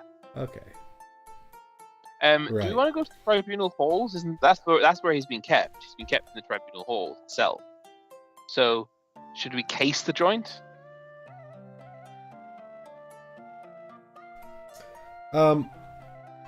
Sure. That makes sense, right? To case the joint. I think so. It makes immense sense. So I'm gonna do it. 12 points are on. All right. Let's see. The tribunal halls are heavily trafficked at this time of day, with a number of citizens milling about, either awaiting or leaving court proceedings. As Oathsworn, you lack the anonymity of the average citizen. You'd be quickly spotted if you attempted to enter the building now. It will be best to come back after dusk. However, you may be able to use the chaotic scene to eavesdrop on the guards around the entrance. Perform a listening check, difficulty 4, add 1 to the result of the cur. Oh my god, the cur is like OP in this chapter. Yeah, we should have just swapped him out. Can we do it now? So do you want we just roll for this? Yeah, how many? What is it? Difficulty 4. Difficulty 4? I mean, we could... I've just reset the card deck. We could pull cards. It's the same as rolling, statistically. Yeah, it's up to you. Yeah, but I think if we pull cards, we sort of get some information, right? Yeah, it's true. Or do we want to roll dice, and then if we crit, we can ditch some cards? I don't know which one's better. They're both good. I suppose... Yeah, let's pull some cards then. We've got a few checks ahead of us, I think, trying to get all these. So let's try and stack the deck, yeah. So it's a good thing we got these rerolls, man. Yeah. I'm very keen to get keen-eyed. Which is the other set of redraws. For stuff like this. Alright, I'm just giving this a good shuffle so it's not in any kind of discernible order. Okay.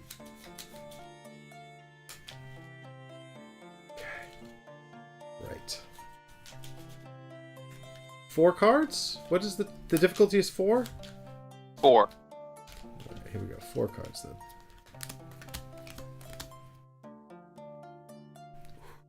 Need to pass this. Please. Alright, so we've got a 2 crit. Good start. A 2. It's just not 2 blanks and we're good. Another 2. God. So we've done it, but yeah, and another 2. So never touch the cards again, but we've done it. I'm just going to pull one more card because we've critted and we can. It's a blank. Hey. Mingling near a larger group of citizens, you're able to listen in on a conversation between a pair of passing patrol guards. They mention their proctor has rearranged the guard assignments so he can attend mass today, preferring it to tomorrow with the commoner. The proctor most likely possesses additional information about guard schedules and routes. Perhaps you could find him in the afternoon mass held at the cathedral. God damn it. It's a hint to go to the cathedral, which we've done already. Alright, so. Sorry. That's a... Well, I mean, it's a shame that we didn't... I thought we would actually get something out of that. Well, we did. We got a hint as to where one of the things is, but...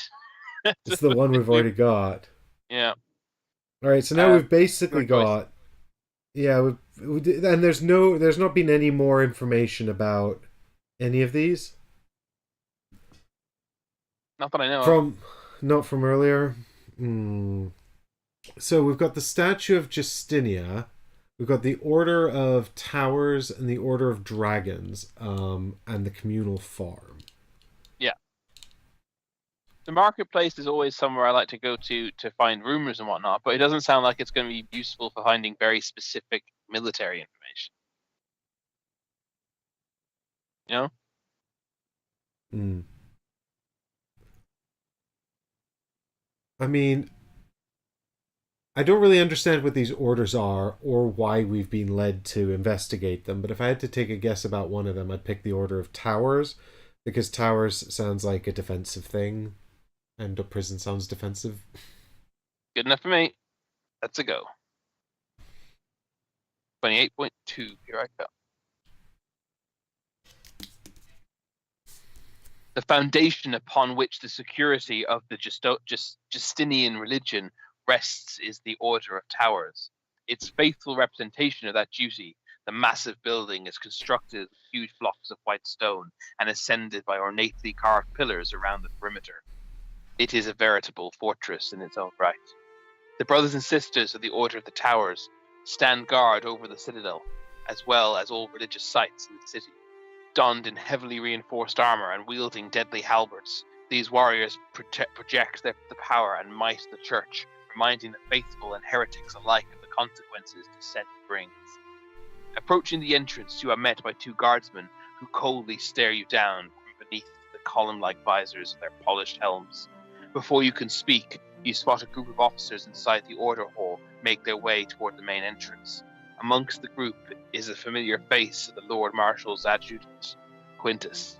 Sounds like he's going to show up in all the locations we actually want to go to. So we got to do a spot check of difficulty 5 again to avoid him.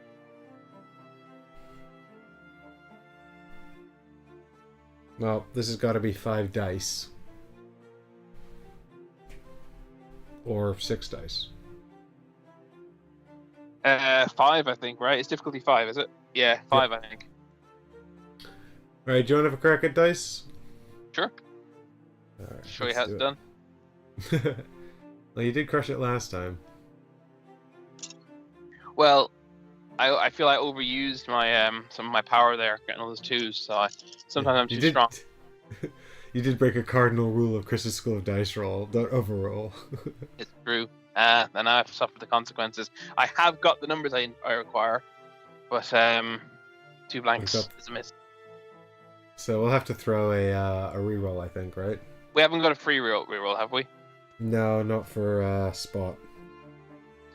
That's fine. I will spend one with the warden. Okay, I guess in that case.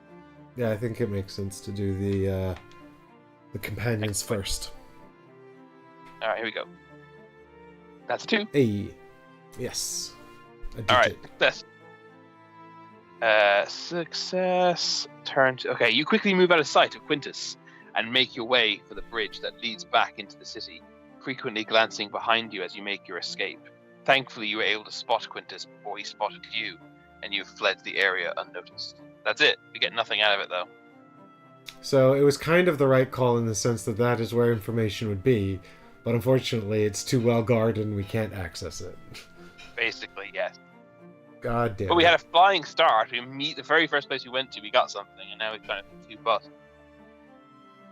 So does that mean people shouldn't bother going to the dragons? I think we should go to the statue of Justinia, because we've just heard how this is the order of Justinia, right? So maybe there'll be a bunch of guards praying at the statue. Okay. Yep, well, it's your turn, so let's do Statue of Justinia. Justinia it is.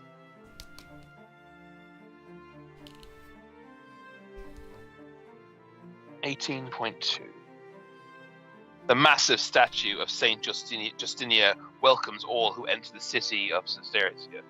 Expertly carved into marble is the image of the oracle herself, clad in battle armor. She represents humanity's guiding light to the faithful and warrior queen to others. You notice a group of guardsmen, each wearing the crest of the tribunal halls, enter the lone tavern plaza. Chris is a genius. Perhaps you may be able to glean some useful information about the tribunal halls as the men get lost in their cups. Failing that, for enough iron, you can always supply them with a proper amount of mead needed to loosen their tongues. Seizing the opportunity, you enter the tavern. So you've got a few options here. simply listen to them from another table, buy them a round of ale for 4 iron, buy them 2 rounds of ale for 8 iron, or buy them 3 rounds of ale for 12 iron. I'm slightly concerned if we buy them 3 rounds of ale, they end up passing out and give us nothing. Or they end up passing out and they don't show up for work. Oh, I like how you think. I mean, we did get 10 iron as an advance for this job that we're now not doing for the Grand Marshal. And we've successfully completely avoided him twice. I think we should put his money into freeing this person. I think that feels ironic and just. Yeah, let's do it. We only have to spend 2 of our own. That seems fine. All right, yeah, so we're buying 3 rounds. Is that correct? Yes. going all in. All right, you lose 12 iron. It says. Yep. Your group orders a round of drinks and takes them to the guardsman table. At first, they appear suspicious of the gesture, but with a quick flash of the oath mark on your wrist, they welcome you to sit. Oathsworn in Cistercia? Did something crawl over the wall of the Deepwood, or are you lost? One of them teases. Over the next couple of hours, you regale them with tales of your hunts. After 2 or more rounds, the guards are sufficiently drunk and they eagerly share tales of their gruesome duties in the dungeons. You sense this is your chance to glean a few details about the prison's layout. Oh, perform a reasoning check of difficulty 6. However, we're gonna add 3 to our results, I imagine, because we bought them 3 rounds. Well, we also have a free reroll, so I'm feeling pretty good about this one. So it's only difficulty 3, technically. It's difficulty 6 or plus 3. So I say we just use 3 dice and we get our free reroll, right? Yep. Alright, your turn to roll. Off you go.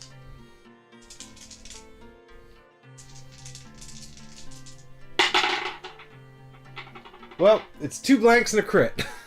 So here's the free reroll. Just get anything with a blank. Oh god, touch wood.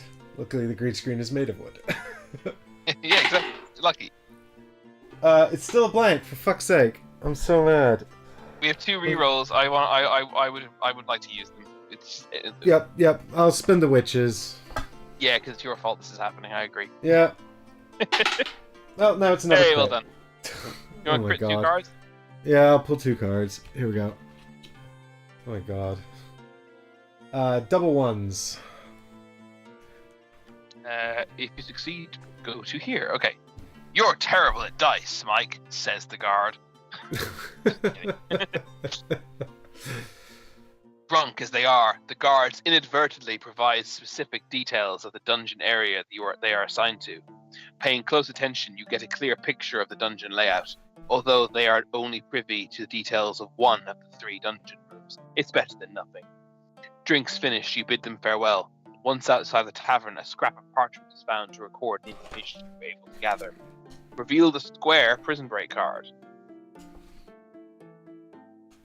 Yeah, we got more patrol routes going on here. Hope it doesn't ask us to, like, understand what this is showing. Yes, we'll have to see. Well, we have a statue in the south there. We might have to. My guess is we'll be given a written description. Because just for the record, I did the other. I actually don't remember. I assume I did the other path when I did this story. I don't remember. I did not do any of this prison stuff. Okay. I don't think we had the priest, so I don't think we ended up even talking to these people. They have landmarks. Like there's a bell there in the middle. There's a statue to the south. I wonder, and there's lots of light sources. So I wonder if we're going to get a description of our path, and we're going to have to work out where we are. If that makes sense. Yeah, I'm just curious if the black lines are intended to be patrols, or if the black lines are intended to be like our route that we've plotted out. Patrols, because if they were our route, then we just walk in an eternal circle. Yeah, I think you're right. Yeah, good. I'm also glad you identified those as light sources, because I was struggling to determine if they were light sources or hay bales. Stacks of hay. Right. If you're ready for the prison break, go to here, but we are not, so so it's your turn to pick a location. We only need 1 more. Come on, Mike. Alright, so our remaining options are the Communal Farm, the Order of Dragons, the marketplace or the banksmith. So I feel like this is kind of 50-50, really. Yeah, I think we're both thinking between the two. I almost think the communal farms for some reason at this stage, but I don't know why. Just because the Order of the Towers was such a bust, I guess. Yeah, I mean, I think I really think we have 0 to go on. It's a complete punt. I don't know what the Order of the Dragons is, and it's not come up at all. But I also don't know necessarily why the communal farm would help. But they might only think. Well, I mean, there might be guards at it. Yeah. Okay, let's try communal farm. I was leaning into that anyway, simply because we've heard nothing about the Order of Dragons. Yeah. Okay. I'm cool And with that. communal farm sounds like somewhere people might talk or guards might live. Yes. That's all I got to go on. Fields stretch out before you. You are not used to being able to see this kind of distance without deep wood trees or walls blocking your view. The effect feels strange, almost relaxing, but you know better than to do that. How Sestercia came by such land is a question that remains unanswered. It does not seem to have the same overpopulation that similar cities suffer. Everything about this place makes you feel a little uneasy. When things seem too good to be true, they usually are. Are they like eating people or something? They're like controlling their population by like killing and eating people? That's where I'm going with this now. Is this Soylent Green? Stopping next to a field of corn, you ask a middle-aged farmer if he knows Cecilia, the woman Finian told you about. Sorry, Cecilia. Following his instructions, you find the woman at her home attending a... Oh yeah, we were told about Cecilia, but I can't remember what the context was now. Following his me instructions, either. it was obviously the other clue we were given, and we both blanked on it. You find the woman in her home tending a patch of vegetables. You approach the young, stout woman and greet her with the code. Looks like rain today, friend. Clearly surprised, she replies, to wash away our sins? After introducing yourselves as Oathsworn, you tell her about the dire situation with Father Pyron and how Finian suggested that she might be able to provide information to help free him. Specifically, you ask her to describe the guard routes and stations in the dungeon in order to find a route past them. I'm sorry, I can't, she responds. If I'm caught, they'll execute me for sure. My children have already lost their father. I won't orphan them. Choose one. Tell her Father Pyron's blood will be on her hands if she does not act. Assure her that no one will find out she provides the information, or threaten to turn her over to the Inquisition if she refuses to help. But she won't expect that. Nobody expects that. We're better at threaten, but we're also okay at barter or reason. What's the easiest? And it doesn't say. We just have to choose which one we want to do. Oh, okay. They all these different entries. I don't know if she will specifically react to one of them differently, or if they'll all be tested. I don't know. Do you know what I predict? You successfully threaten her, and she reveals that there is information she hid at the Order of Dragons. Yeah, can you imagine?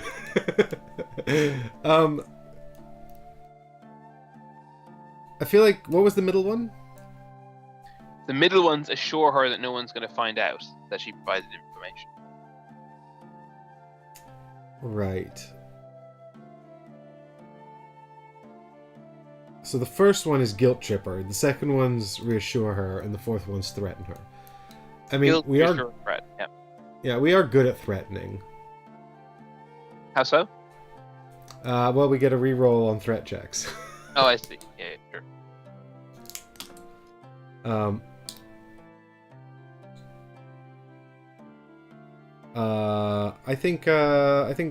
I'm inclined to go with threaten. What do you think? Do you think she might respond better to reasoning? I mean, she wants to help us, but she's afraid. So reassuring makes sense in that sense, logically. Yeah, I agree with you. Reassuring makes sense, and we do have a bonus to reasoning checks if that's what we're going to use. But having said that, if I said I'm scared that someone's going to find out, and you said to me, "No, don't worry, he won't," I'd say, "Well, you don't fucking know that. What's wrong with?" You know, it wouldn't be a very compelling argument. It might be more compelling if we were a giant bird warrior and a magic witch, but yeah. That's true. To be fair, those knights are massive as well, and one beat up 4 of us. So Yeah, so it's up to you. I think I'm going to leave it in your hands. I've given my input. So yeah, I agree. I think this could go either way, but I think the threat is going to be more effective, also because we're threatening to outer to the Inquisition is Phineas's people, right? Who is that? No, the Inquisition is the Venerators, etc. Right. So basically, we're oh, hello. We are effectively threatening to do what she's worried about anyway. Yeah, basically, she's saying, if I help you, I might be found out and killed. And you were saying, well, if you don't help us, we're going to tell them you did help us. And so, or I guess it's basically what yeah. So we're basically saying, yeah. Well, she has contact. She has contact with Finian, they're like the I guess for a real life parallel, it sounds like Finian and his group are the Lutherans, right? They're the Protestants who are taking issue with certain ways that the religious order is acting. Yeah, they're outcast. So she's communing with the Protestants essentially in a Catholic world. So I think the threat seems the most effective then, because we're basically saying, well, I mean, it's the meanest and I don't like it, but I think it's the most effective option. So I think the question is, how mean do we want to be? I don't like being mean, but I don't want to fail this check. We've got to save the guy. We've got a whole plague to cure. All right, so you're going with threat, are you? Yeah. The look on her face tells you she does not like your approach. You know if you don't succeed here, you won't get another chance at this information. Form a threatening check of difficulty 5. Okay. You want to do... Well, it's your turn. Do you want to do it, or shall I? I can do it if you want, but it's your fault if this fails. Well, we've got a free reroll, and you've got a reroll on the Harbinger still, so... Yeah, so you out of rerolls your characters. The Harbinger's the only one with a reroll left. Okay, so you got 2 rerolls potentially. I'm going to roll 5 dice, yeah? Yep, it seems reasonable. Here we go. Oh, I dropped one on the floor, which I have stopped before it revealed the number. My foot. We're looking okay so far. We actually have the 5 we need. That's a crit. I don't know if you saw that. That's a crit. Yeah, we can. Yeah, nice. Good. We didn't even need all those rerolls. We needn't be so threatening when you roll like that. Right, and here's the card. It's a blank, so that's good. Threatening a mother and her children? You're no followers of the way, she curses. Faced with no choice, she relents and proceeds to describe the layout of the dungeon room she is assigned to great detail. Reveal the triangle prison card. Yes. No, wait, that's Final Fantasy, isn't it? I was trying to think of what's the Zelda one? It's a oh, I can't. I'm getting the key wrong clearly, but I don't think I could get it right. That was pretty good. Oh wait, actually, when you find an item, it's That's the one I was looking for. There we go. Nice. All right. I don't really understand what they mean, but we've discovered the location of all the hay bales. Musical nerd reference. Well, if you look, it's going to be stuff like if we're going to see a bell at some point, we're going to have to work out if it's the bell on this card or that card, right? And just we'll find it. We'll be right. All right, so we're back to the same thing again. We can start the prison break, or we can choose the location to go to. I guess we should start the prison break, right? Because for a couple of reasons. One, I don't know if you look at the next time we try to go somewhere anyway, we're actually going to be shoved to a. If you look at the time track, we're going to be shoved to another entry. Yes, I saw that. Well, no, that's Path A, though. We're not on Path A. We're on. Oh, we are on Path A. No, we're Path B. You never changed it. I changed it and didn't change the card. Yeah. So actually, that's only on Path B.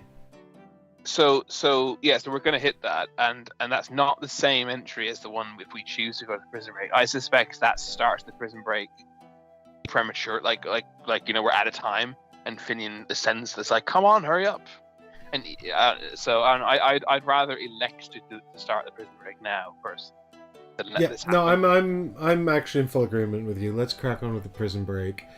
Not waste any more time faffing. No more faff. Do we want to send a runner to the because that doesn't take time? Do we want to send a runner to the banksmith, or are we okay? I think we were pretty good for gear, and we don't have a lot of money. Oh, do we not? How much money do we have? You're tracking the money, so I actually don't know that. We're on 10. Okay. Which is not terrible. Yes, but you're right. It's actually everything in this chapter costs 7. So because every item would cost 7. Yeah, so it's not worth it. You're quite right. And it would actually cost 7 just to send the runner.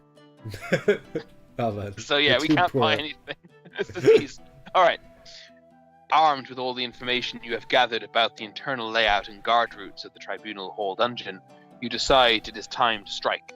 Under cover of darkness, you set off for the Tribunal Halls. If the first row of the time track has any empty spaces, fill up the first row of the time track with time tokens. Well, we're exactly where we need to be. Then, whether it had any empty spaces or not, add 1 time token to the time track, ignoring the time track trigger there. So we're going to add a generic time token here, and we're not going to trigger that event. It is done. Remove the free company marker from the map. With hoods draped over your faces and long sleeves covering your oath marks, you closely watch the patrol patterns of the tribunal guards. Spotting a gap in the timing of their routes, you slip inside the building through a side door, which leads into the dungeons. Alright, prison break is on. Here we go. This is exciting. This is very different. I didn't do any of this when I played this chapter. That's kind of cool.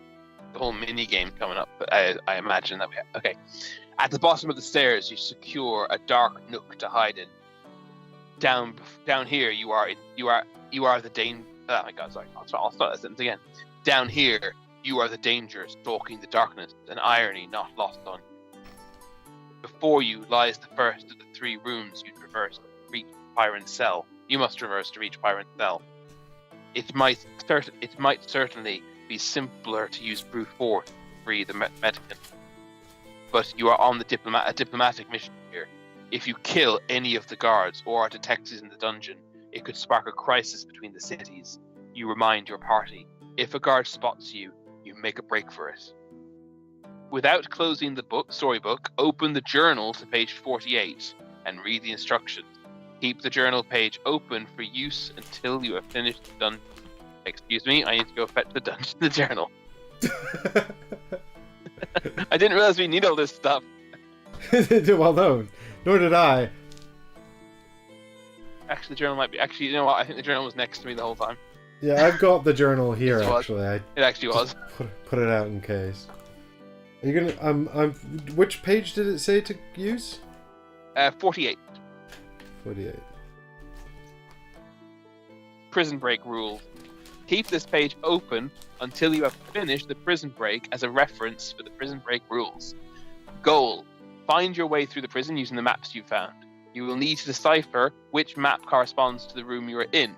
If you do not have all 3 maps, you will need to make your best guess for movement. Movement.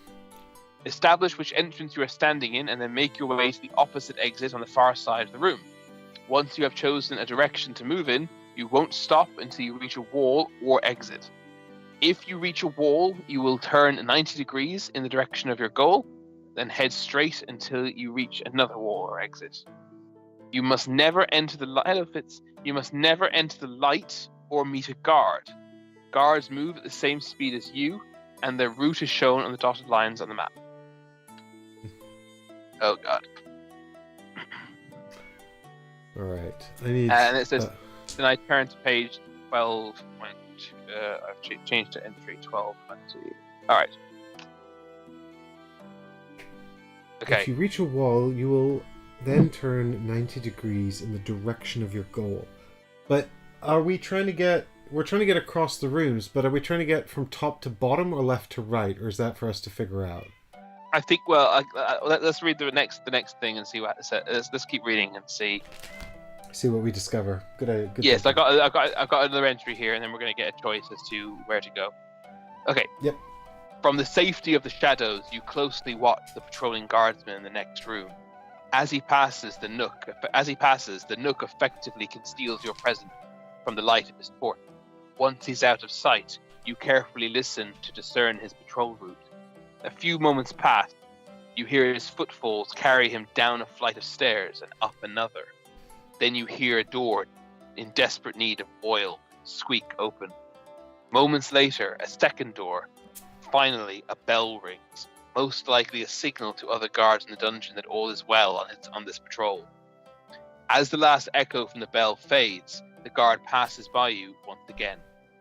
There's a bit more to read here, but actually, I'm just going to have a quick look and see. I think it's square.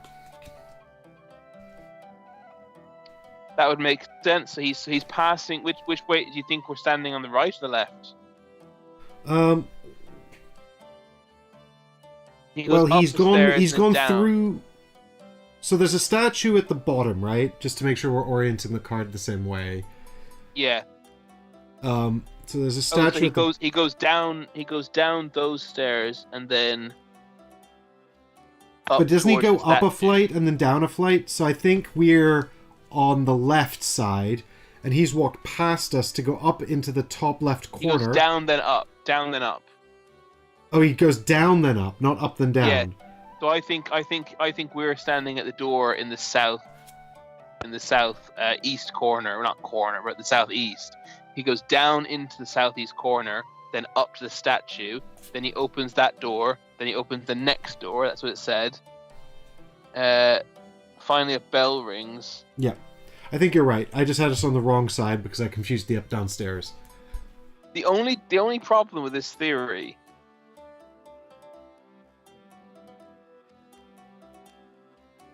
I think we could be in triangle, actually, because the only problem with this theory is he then rings the bell precisely halfway through his patrol.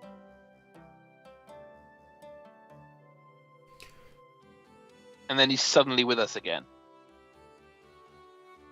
Oh, unless he's just doing one of the loops.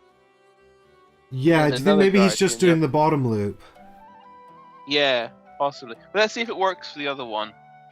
Well, there's a bell on each, right? But there's only one staircase actually in this one, so it can't. So it has to be in the middle one. It literally has. So triangle only seems to have two staircases going down. Yeah, I'd even call it one staircase going down, frankly. Or one long staircase, yeah. Yeah, no, it has to. It literally has to be triangle. It has to be, and then we have to be in the bottom because he goes up, then because he goes down, then up. Down a flight of stairs and up another. Yeah, okay. So although the one thing I do find is that it is hard to tell on these cards whether or not you're going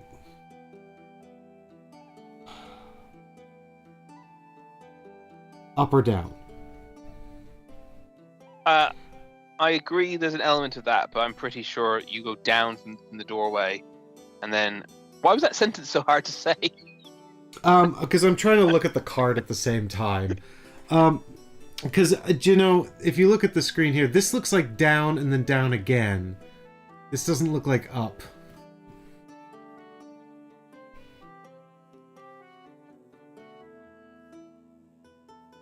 But only two of them actually look like they're going up, and that's the two at the top here and here.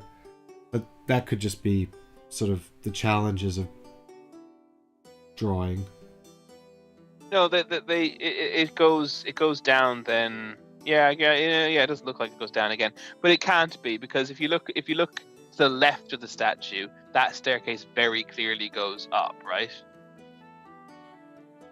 Yeah, but that goes up from the statue. So if you look at it inverted, i.e. the route the guard is following, if he was in the bottom left, he'd go down to the statue. Which is what makes me think on the other side he's also going down to the statue.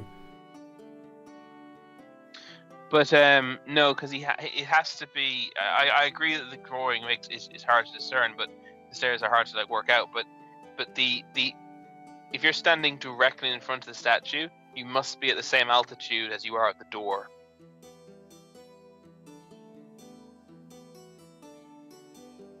Because there's no stair. Because you walk through. If you walk through those two doors and then turn immediate right to get to the door where the black cube is, you never change your altitude at any point.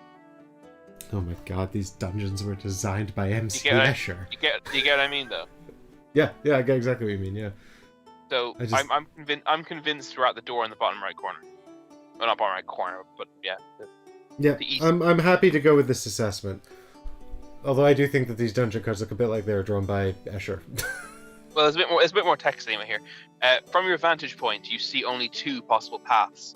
One leads to the left, and the other leads to the right. The wall in front of you, the wall in front of you most likely has prisoner cells on the other side. Oh, so we're not there. Oh, okay. We're at the top then. We're clearly at the north.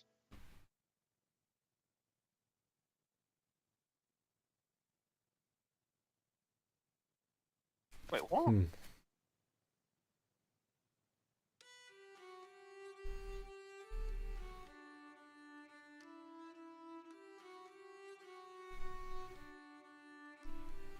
That's confusing.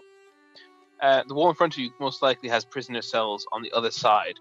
You note you will need to keep a safe distance between you and the patrolling guard so the sound of your movement does not alert him to your presence. And then the options we have are go left just after you hear the bell, go right just after the guard passes, or go left just after the first door opens, or go left just after the second door opens. Wow. I genuinely don't think I'm going to be able to work this out. Can you give me the page number and thingy of the actual text, just so I'm not sitting here asking you to repeat everything? Page 85 of the thingy. It's entry 12.20. Entry 12.20. 20. And the safety of the shadows. Okay. Alright, everyone. This is where, if this were edited content, the little, Windows loading wheel would come up, or whatever. the hourglass spinning while my brain tries to work this out.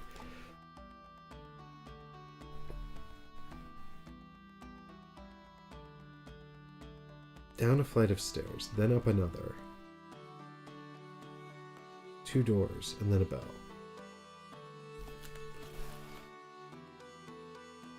Once he's out of sight, it says, a few moments pass and you hear his footfalls carry him down a flight of stairs and up.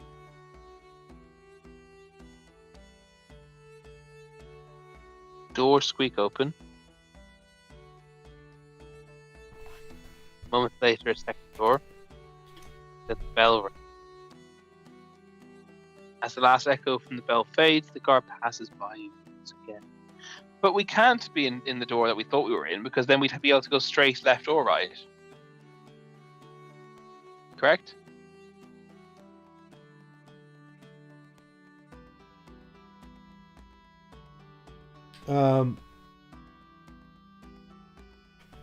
Yeah, that's the problem is where we've started has to be opposite prisoner cells, right?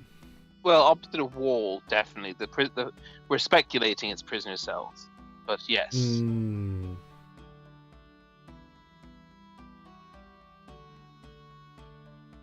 Yeah, but from the starting place we had... So, I mean, we can rule out basically starting places with 3 options, because we can't go forward. Because we're opposite a wall. So really, actually, I don't think we can start on the first card, or the card we're looking at. No, I mean but I don't see how we can start on these triangle either, because there's only one staircase.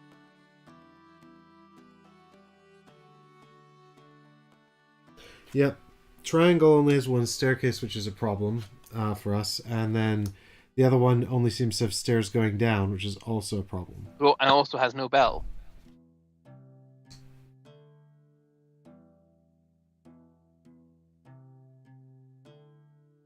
Is it possible we're not in a doorway?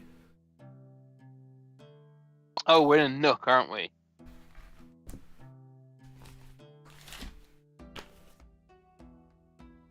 Oh, true. Can we work out maybe where we're hiding? Or we're not. Oh, there is a bell in the other one. There's a bell on all three. Yeah, I didn't think there was a bell in one of them. Well, that changes things. No, it says a movement, establish which entrance you're standing in, so we've got to be in one of the entrances. Although it's described as a nook.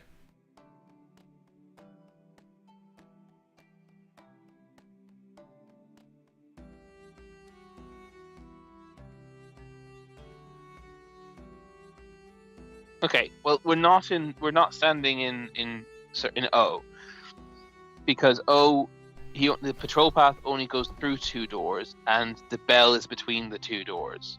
Therefore, O is actually impossible, like objectively impossible. Okay. Yeah. So that's O is out. I think triangle is objectively impossible for the same reason, which is the bell is between the only 2 doors. Yes, it is. Right. Yep, I actually flipped triangle when you were talking about O. So we're definitely on the one with the 4 roofs. We were 100% in square. Yeah, 100%. Yep.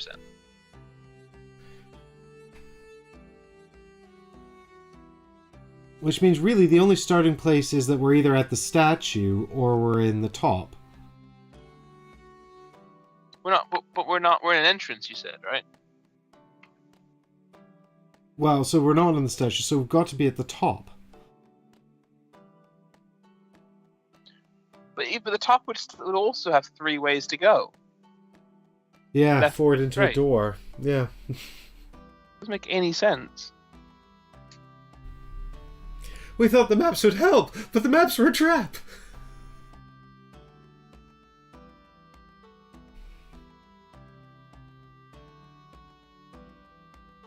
Unless, actually, if you're at the entrance, we were thinking this whole time. If we look straight ahead, you would see a wall. There is a little jutting. There is a little wall jutting out. But, right. Yeah. But that seems like a mad. The same would be true of the wall in the west, the west entrance, though. Yeah, the same is true on both sides. The other thing, though, actually, that makes me think about this is we have to be on one of the sides because it says the goal is to get to the entrance opposite you. And if that statue isn't actually a entrance, then you can't be at the top because there's nothing opposite you. It's not an entrance, no. Just the one. Right, so then we definitely need to be on one side of square. So the question is, are we on the left or the right? Where does it say find the one in opposite? Well, that's in the rules. Make your way to the opposite exit. Yeah. Alright, well, let's assume then that we are there and we just can only turn. We're not entirely sure about why we can only turn left or right, but.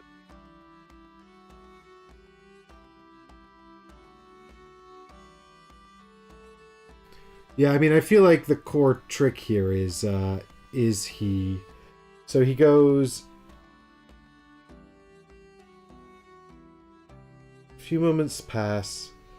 You hear his footfalls carry him down a flight of stairs and up another. Wait, it says we can't go past light at any point, didn't it? Yes. Is that only if a guard's looking at us, or just we cannot go? If we go through light, we just automatically fail? You must never enter light or meet a guard. We're going to keep going till we hit the. Well, that's impossible.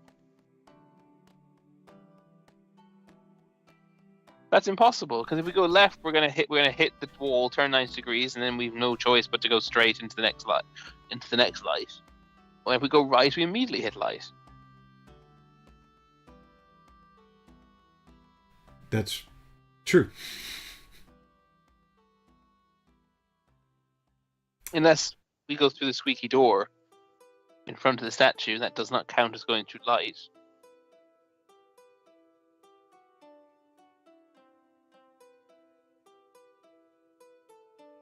I mean, I think that drawing of light quite clearly shows it eclipsing the door.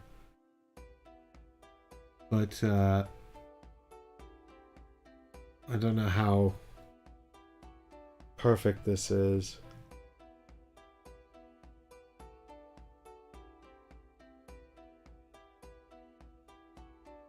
I mean, I'm inclined to think...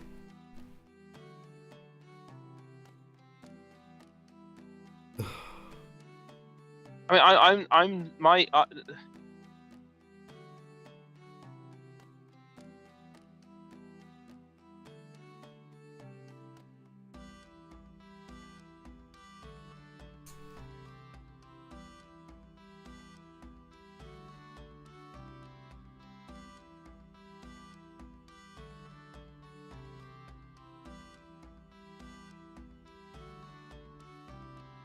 Another wall, the eggs. I mean, in terms of distance from him, we don't want to go left just after we hear the bell because he'll be too close to us. We don't want to go right just after he passes because he'll be next to us and hear us. And we don't want to go left just when the second door opens because the second door opens, he immediately is in our line of sight again. So the only option I like is go left just after the first door opens. Yep, I mean, I agree with you. If this is right... That's the furthest distance he can be. That puts him here on a route to going this way. And so we'd be ducking down here like this, right? That would be the theory.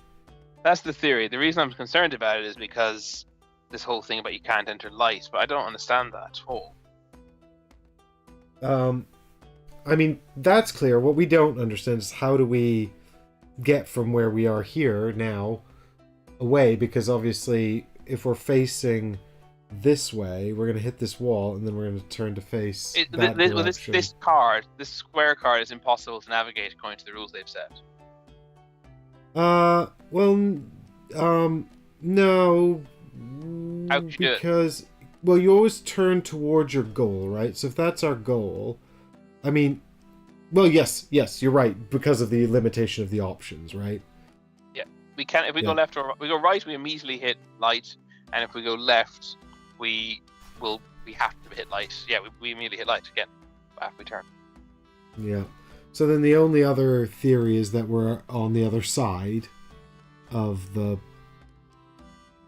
And then we can't be because the stairs, though. Well, I think that could be funky drawings of the stairs, though. No. It's very clear that he immediately goes up there. Also, if we were there, while we were literally in this text, when we were observing his pattern, we would have seen him again before he hit the bell. But what I mean is, like, he could, if he's following this path here, right? Oh, he would. Anything you say is irrelevant because we would see him again. Now right, we'd see him there before he hits the bell. But why wouldn't we see him come out here? Oh, yeah. It's the same logic, right?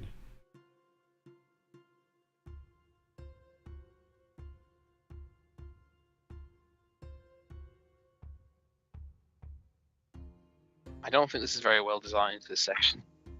No, I agree with you. But I think we're actually here because...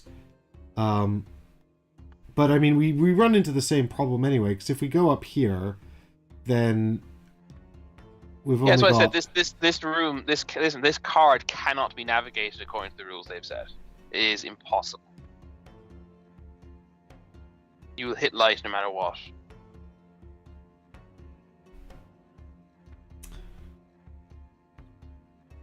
Just go left just after the... So I think going left on one of the... What is go left? So these are all go left except for go right just after the guard passes. Oh, unless... No, there's no stairs involved there. No.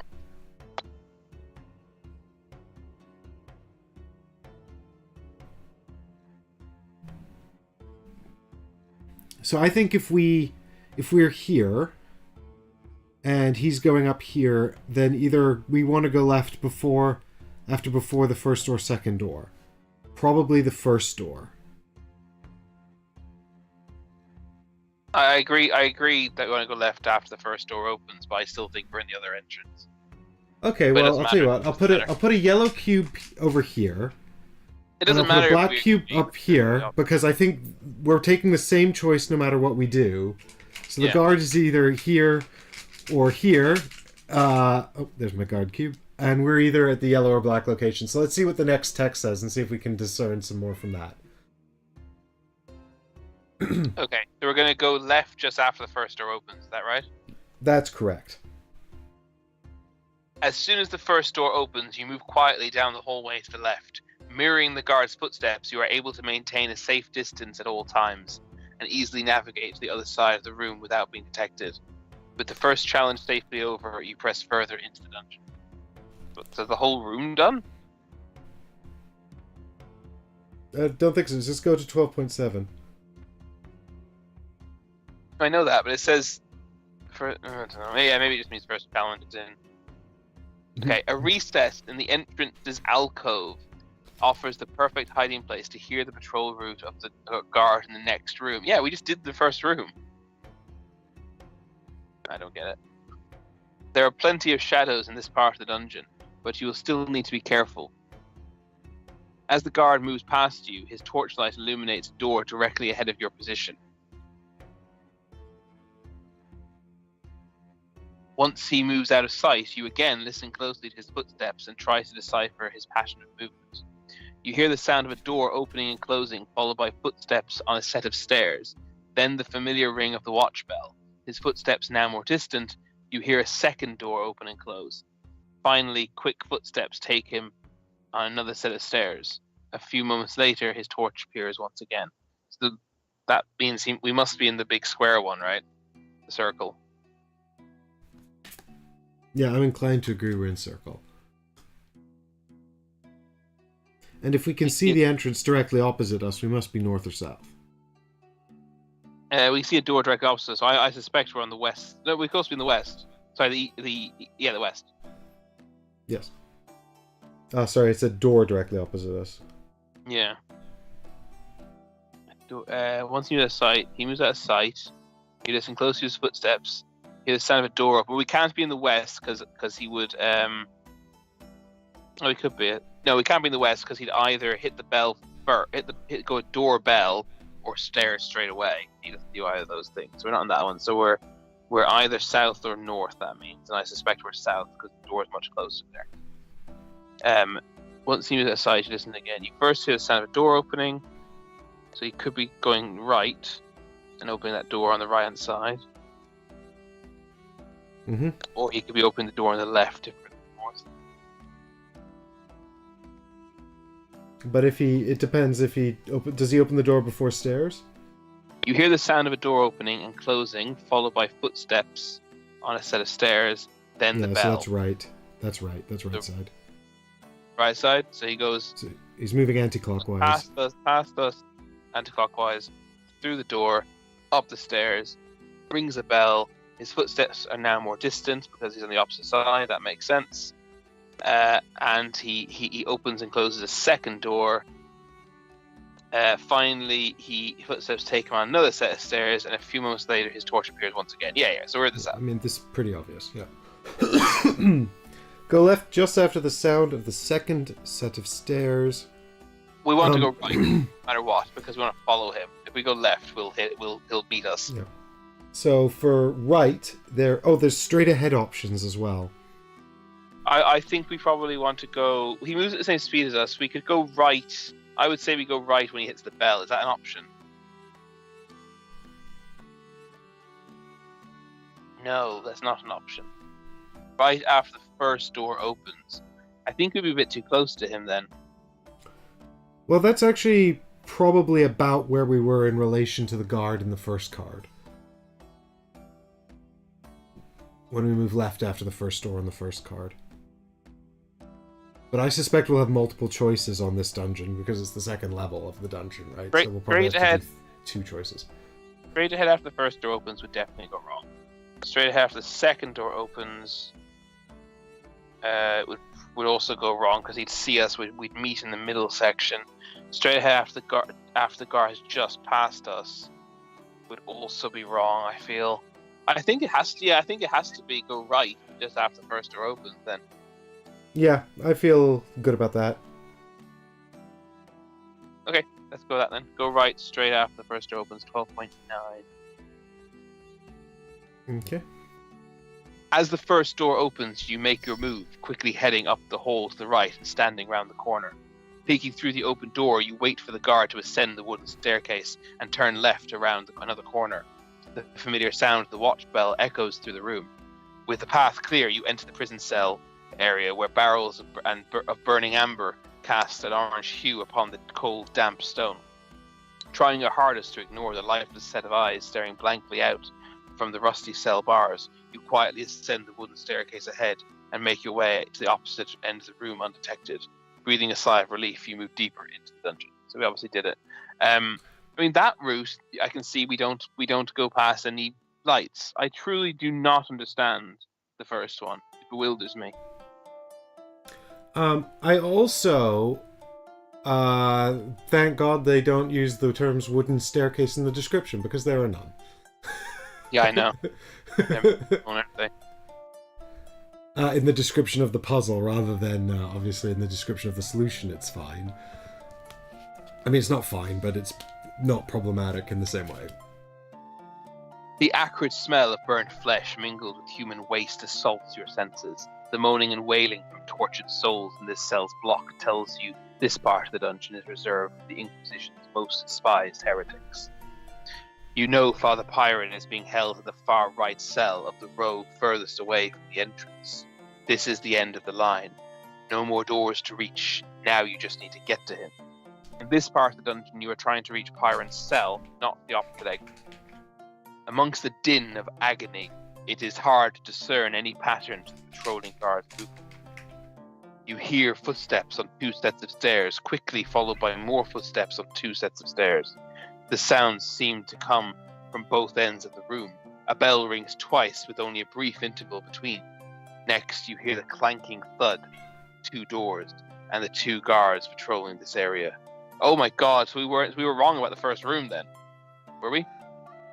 Well, no, there's 2 guards in this room. Yeah, which means that it must be the square room then. No, not necessarily. I mean, Where's the second guard here? There's 2. That's the only one that has 2 paths. yeah, you're right. I think actually, Triangle. Is this Triangle? Yeah, I think Triangle might have been the first room then.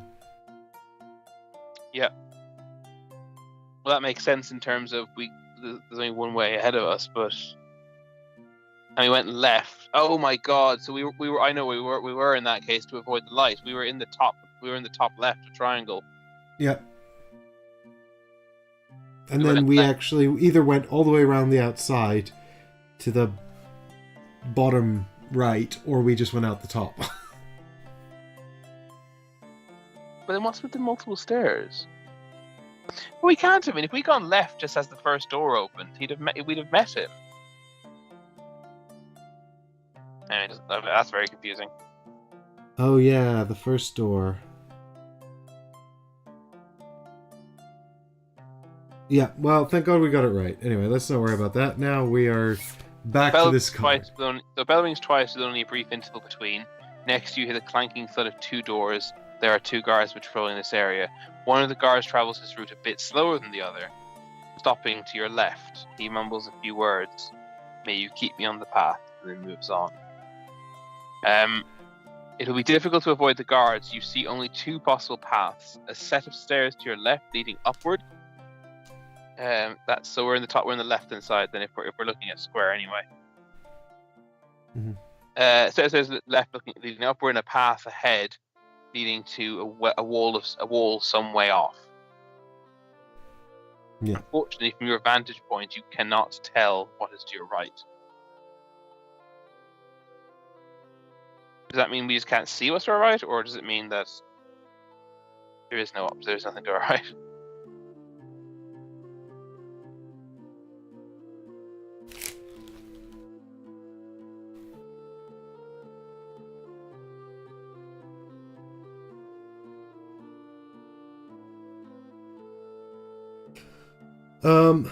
I think that means, yeah, I think that means we're in one of the side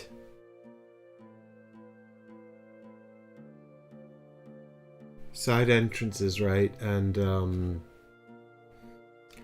we're in one of the side entrances, and we're looking. It's the length of the corridor to the right, like that is making it, even though it ends in a light.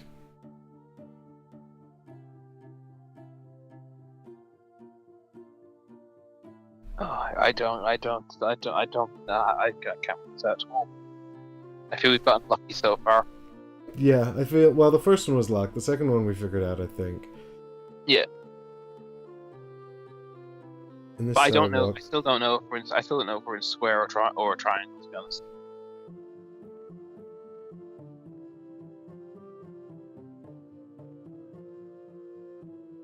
We must be. We absolutely have to be in the square. We simply have to.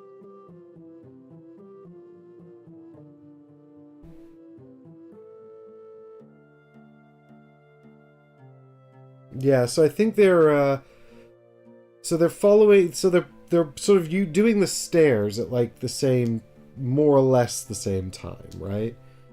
Because it says you hear footsteps on 2 sets of stairs, quickly followed by footsteps on 2 sets of stairs. So one's a little behind the other, but that's fine. And yeah, we're definitely here. Yes, so and it says the sounds come from both ends of the room. The guard was patrolling clockwise, on triangle basically, and we were at the top left. So the direction of travel is they go from the bell through the doors and then around the stairs and back to the bell.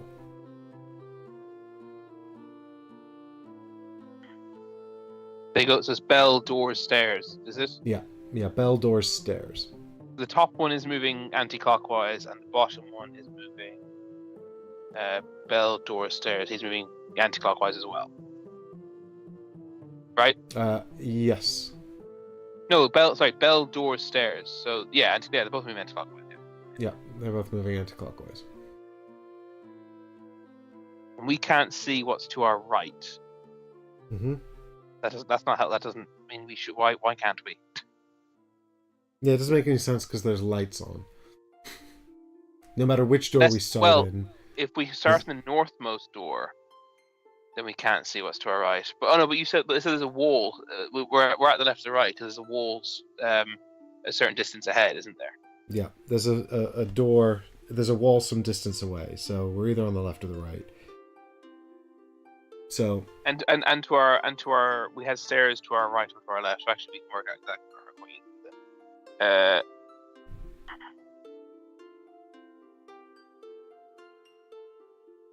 I have to try and find the description. Oh, here we go. Me too. Stairs on the left leading upward. So we're on the left hand side. Yeah, I'm inclined to agree we're on the left. And it says Hiren is being held in the far right cell of the row furthest from the entrance. When it says row, he's here. The row furthest from the entrance. No, it's the same. It's the same anyway. The bottom right, yeah, is where he is. Yeah, bottom right cell, where the yellow cube is. Yeah, that's my inclination, but that's the column furthest from the entrance. If he's in the bottom right cell of the row furthest from the entrance... It's also the row. That's correct. That's where he is. Yeah. So we want to go straight and then turn right to get there, right? Yeah. If we go left, we're going to run into a light bench pretty quickly on the top right corner. Yeah, if we go left as well, unless we time it perfectly, the guard's going to walk right into us. Yeah, and there's 3 options for straight ahead. We definitely want to go straight ahead. So what are the 3 options for straight ahead then? Go directly ahead just after the bell sounds twice. Definitely not, because they're right there. They're right there then. No, we'd run right into top guard. Yeah, exactly. Go directly ahead as the far guard finishes the second set of stairs. The second set of stairs will put him... Nope, he'd be coming right towards us. He's about to open the 2 doors and hit the bell. No, remember he's going anti-clockwise, so he'd be about to walk past Pyron as we run straight ahead. Yes, After- you have to walk past Pyron. Oh, so we might time that. Okay. That might be okay. That might be okay. The Bearing last in one mind- is Sorry?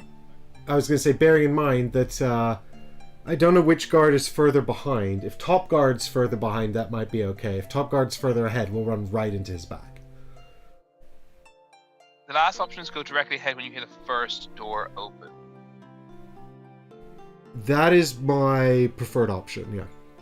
That means the top guard is literally just leaving our line of sight. He's literally just buggering off. So Yeah. it'll be exactly the right distance away from him. And the other one will be also just leaving. Oh yeah, he's also literally just leaving, right? Yeah. I think they'll both just be going through the first door as we bomb ahead. Yeah, that looks good to me. Yeah, I think that seems good.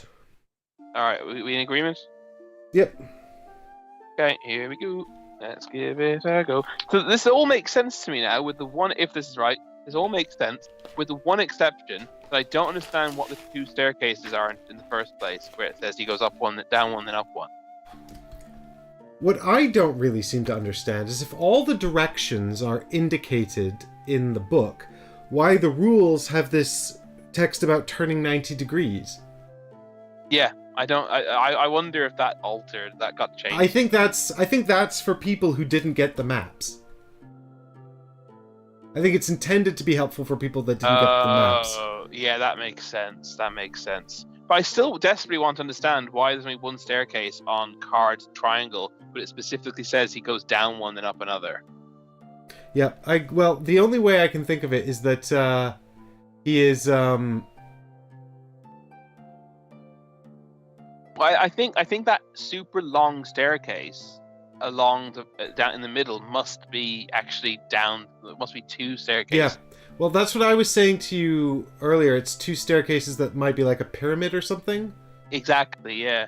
But it's impossible to see that from what I can tell. I mean, I find all of the staircases on these cards very difficult to discern.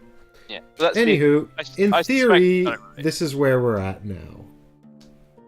You watch as the guard closest to you vanishes behind a door, giving you the opportunity to move. Starting up the hall to your right, to the right, you pass a row of cells filled with the dead and dying, pausing briefly to make sure the guards are out of sight. With the path ahead clear, you make your way to Father Pyron's cell on the other side of the room, undetected. Get it? I'm So pleased. that. I mean, I find it a miracle that you just make one choice and then the whole thing is done. Because you just move towards the end your goal at the same pace as the guards. Like, I mean, yeah, but it's slightly strange. Well, my question is this because we're picking the perfect right answer, or is this because this is the way it's configured? Because otherwise the text in the rulebook about turning 90 degrees makes literally no sense if you never need to turn again. Yeah, I suspect that the journal rules were written and then they altered how this actually works. That sounds all plausible. those one gain a combat token of their choice. Ooh. I'll take 2 defense tokens. Actually, So what tokens do we start with? What tokens do we actually start with? I'll have to get our catalogs out. Hold tight. I'm so pleased that we actually managed that after all the effort we've made. Me too. If we failed that, I would have been so upset. Hey, Morganite, welcome back. So we get to start with a defense, an animus, and a battle flow. That's for the priest. I think we diverged last time. So, the warden... So this is, sorry, the harbinger. The harbinger starts with defense, animus, battle flow. So I think actually you picked defense for both of yours. Yeah. I'll take it in power then, both of them. In that case. No, sorry, the warden has empower. Okay, Already. so I'll take a defense with the warden maybe, and an empower with the harbinger. Yep, so now they effectively both have an empower and a defense at the start. Yep. Okay. So the priest took a defense. I think I'll take a reroll with him, just because that can help him if he needs to do any healing. Sure. And the witch will probably take a reroll as well, actually, so I don't squander her massive attacks. Did I take a I think, let me check, actually. If I took an empower with her, I want a reroll. And, I did take a reroll with her, so I want an empower. She'll take an empower. Okay, I'm going to continue on. The man you find in the cell is old and broken, but alive. Father Pyron slowly lifts his head, about to speak when you motion for him to remain silent. Even in the darkness, the telltale signs of torture are impossible to miss. The disheveled man trembles, barely able to stand on his own. He won't make it out of here without help. Two of you flank Pyron, quickly toss his arms over your shoulders and usher him from the cell. Hampered by Pyron's poor physical condition, you are forced to make slow, methodical moves while probing for an escape route. Thankfully, an opening finally presents itself as you use the distraction of a guard change to slip undetected from the dungeon. Now you must make your way to the rendezvous point on the outskirts of the city. Place location token 20 and go there. Where is 20? I can't find it. Oh, it's the farm. Communal farm. No, that's 19. 20. Oh, it's another communal farm. Yeah. 20.2.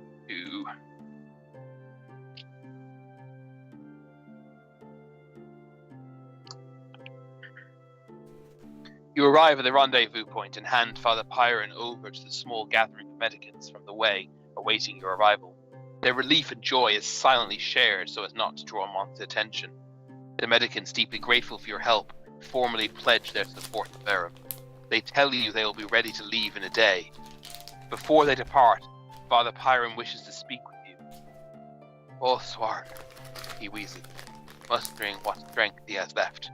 I owe you my life, but I would ask you one final kindness, if I may. There is a small village to the southeast. My wife and daughters are there. At that, Finian steps in. We sent a runner to retrieve them as soon as we heard you'd been imprisoned, but they never returned.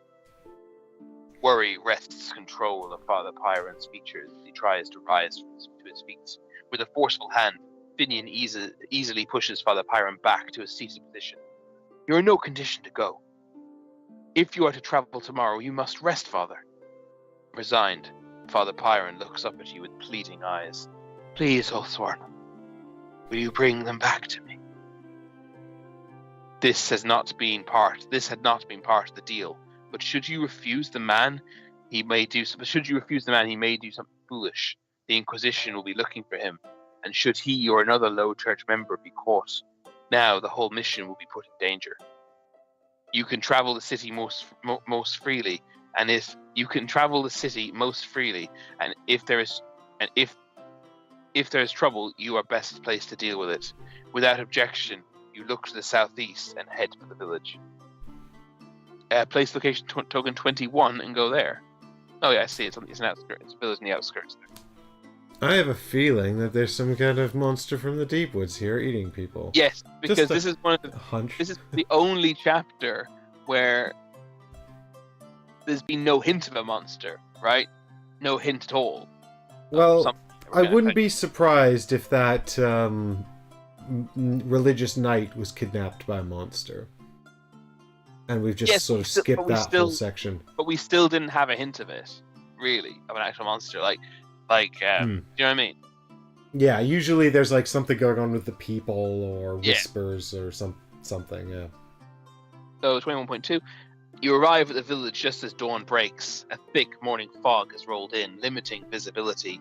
As you draw closer, the absence of guards on the walls or any signs of activity immediately sets you on edge. Something is wrong. You signal your comrades to remain silent and draw your weapons. You find the villagers gathered together in the square. Most of them seem to be in a trance, slowly swaying on their feet with blank expressions on their faces. Is this going to be the satyr again or something?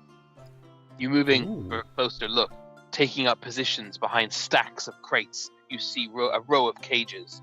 Most are empty now, but a few contain villagers huddled together.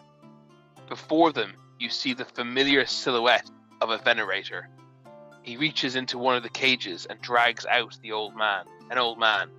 "No, father!" a young man screams from within another cage as the Venerator moves towards a massive slab of stone bedecked with candles. Corpses litter the ground around the slab, but to your surprise, there is little blood. In one of the Venerator's hands is a large tome. You do not know what the night is capable of. Something malefic is clearly taking place. If you bide your time, you may learn what is happening here, but a man is about to die and you still have the element of surprise. Choose one. Observe the ritual that is about to happen, or charge the Venerator to save the man. I think we found our missing Venerator. Yeah. It's like, there were 2 cases. And then we did 1 case. And we discovered that that case and the other case were the same case. Wow. I mean, so we couldn't kill the Venerator. Like, charge the Venerator almost seems mad because we just lost one, right? Yeah. I mean, my concern is if we charge the... obviously save the man is good.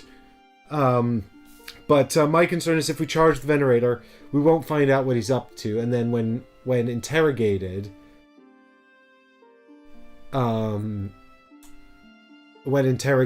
we will... they'll be like, "Did you kill a Venerator?" or whatever. We'll be like, we won't know why. Right? We won't be able to explain it. Whereas if we watch the ritual, at least we might get some inclination about what's going on, and that actually might save more lives in the long run. I don't like it, but I think we might need to know more about what's going on here. There's no blood, that's weird. I don't... Oh, it's too much of a mystery, but I don't like it because that poor man's gonna die. Well, no blood, though, implies that he's not gonna die.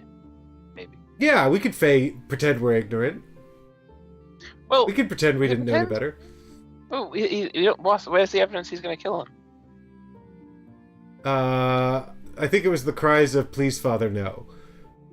Yeah. But we could pretend we didn't hear it. But I suppose the other thing is if we rush him, maybe we get... I think at the end of the day, I think it's fairly obvious that if we charge him, we'll get the element. We'll get the special rules, probably. We'll get the jump on him, and if we observe, we don't. That's my guess. But we might get something. We'll get something else possibly out. Well, we might get some clue, some piece of information about why the Venerator is doing this that we wouldn't get otherwise. Possibly, but also we'd lost to one when we didn't have the jump on him, so maybe we need to jump on him.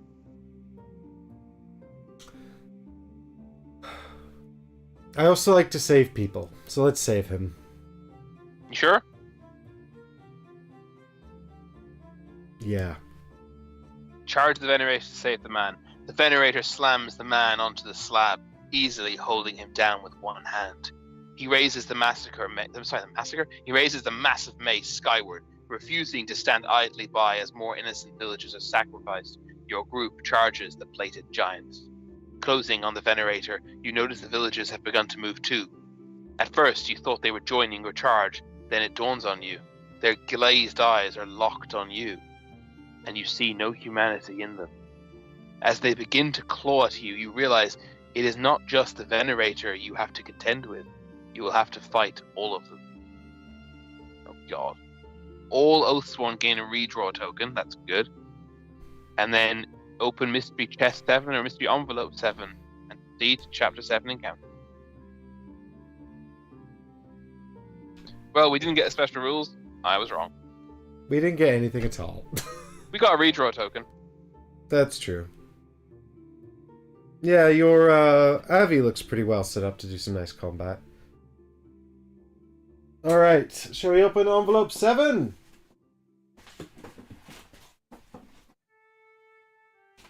Yeah, I guess not. I never saw this. I don't know if maybe I started this chapter and didn't finish it. I remember. What I do remember, I definitely did, was the fight where we fight the Venerator back in the church, right? But maybe we stopped then. Maybe we didn't go beyond. Maybe we literally did that and stopped. I don't remember anything after that. And I definitely didn't know the Venerator was the next boss. I absolutely didn't know that. Let's find out. Dun dun dun dun dun dun dun dun. Yep, it's definitely a Venerator.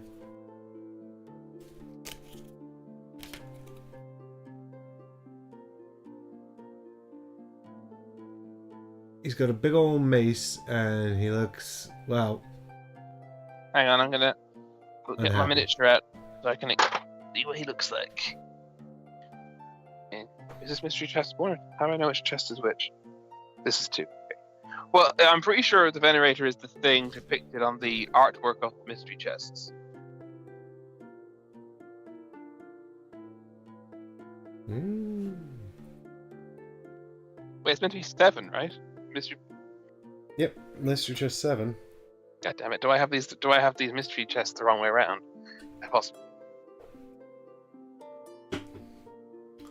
Well, I think we did the right thing, even though it looks like we probably should have observed the ritual. Yeah, I think observing possibly, maybe on hindsight, observing would have given us the special rules information. Yeah, furthermore, maybe these people are so... I mean, it's odd that the villagers all seem to be hypnotized or in a trance or something, even though the one that he's murdering seems to not be. But then again, he did pull that one from a cage, so... I can't find this bloody... I can't find the box. It must be like underneath other boxes. Hang on.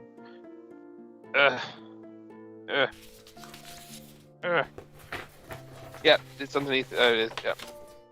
I found it. Found it, everybody. It's quite small, actually. I guess it makes sense. He's meant to be like what? Like a man and a half, wasn't that? Or wasn't that or twice a man's height? Was it? Well, he's not even as tall. Well, he's about as tall as the Avi miniature. If we're going by the standee. He is the thing depicted on the mystery box covers. He's cool. Do you want? I can show it in this camera. If people are interested what it looks like. Let me. Do you want to do the camera? Or? Yeah. Yeah, you can show your other camera if you want. You can sort of. I can't see. Is that right? Yeah, that looks pretty good. What we can see of it. He's got a book and a mace. Pretty cool. Do you know what's a shame about them not giving you the standees in the miniature version? Is that the standees have all the right colors on them, so if you wanted to paint them, you would have a reference. Well, I mean, obviously, you say right colors. I mean, as a you can choose your own color. But yeah, I get what you mean. For someone like me, it'd be useful because I typically, I like to, follow the artwork. I've ordered the standees in the second Kickstarter. Can I see them to the standee? I actually didn't get a chance to see it because I was away. Sure. There we go. There he is. Yes, exactly like he is in the unbox. He's cool. So if you're gonna paint him, you need to be good at painting fire, which is very hard. It's very hard. I have painted fire. I can make it look fine, but I can't do. I mean, some people can do absurdly amazing things. Yeah. I Light particularly source is something I struggle with. Directional light sources are very hard to paint. Yeah, I saw someone who'd done a Darth Vader for Imperial Assault, and they'd like airbrushed the glow of the lightsaber onto it, and I was like, "That's so amazing." Yeah, it's nuts. I can't do that. I simply can't. Not me either. But, all right, so next time it's a fight with a Venerator and presumably a whole village full of people. Now we just have to try not to kill Pyron's family. Mind slaves or something are going to be minions, it looks like. Oh well. But yeah, that was long. That was exactly 3 hours, that was. Yeah, and do you know what I said to Chris? I said, we'll probably get this done in 2 hours, so long as there's no mini-games like the Wirewood. Yes, and it wasn't really a mini-game, it was more a puzzle, but yeah, still. This is the closest thing we've had. Yeah, since sure. I think I've messed this up entirely. Well, we shall call this a stream, folks. We'll wrap this up here. Thanks so much for coming on this adventure. If you're watching it again in the future, subscribe to the channel so you don't miss the next part. Big thanks to Game Toppers for the Game Topper that we're filming on, and a big thanks to Shadowborn Games for the review copy of Oathsworn that I'm playing with. If you like the content, if you like the show, make sure you subscribe. Come join me on the Patreon. Send me some messages on the Patreon Discord about what you want to see, what you'd like to see reviewed, all that kind of good stuff. And in the meantime, thanks so much for watching, and we'll catch you all in the next video, whenever that will be. See you next time. See you next time, Bye. everyone. Bye.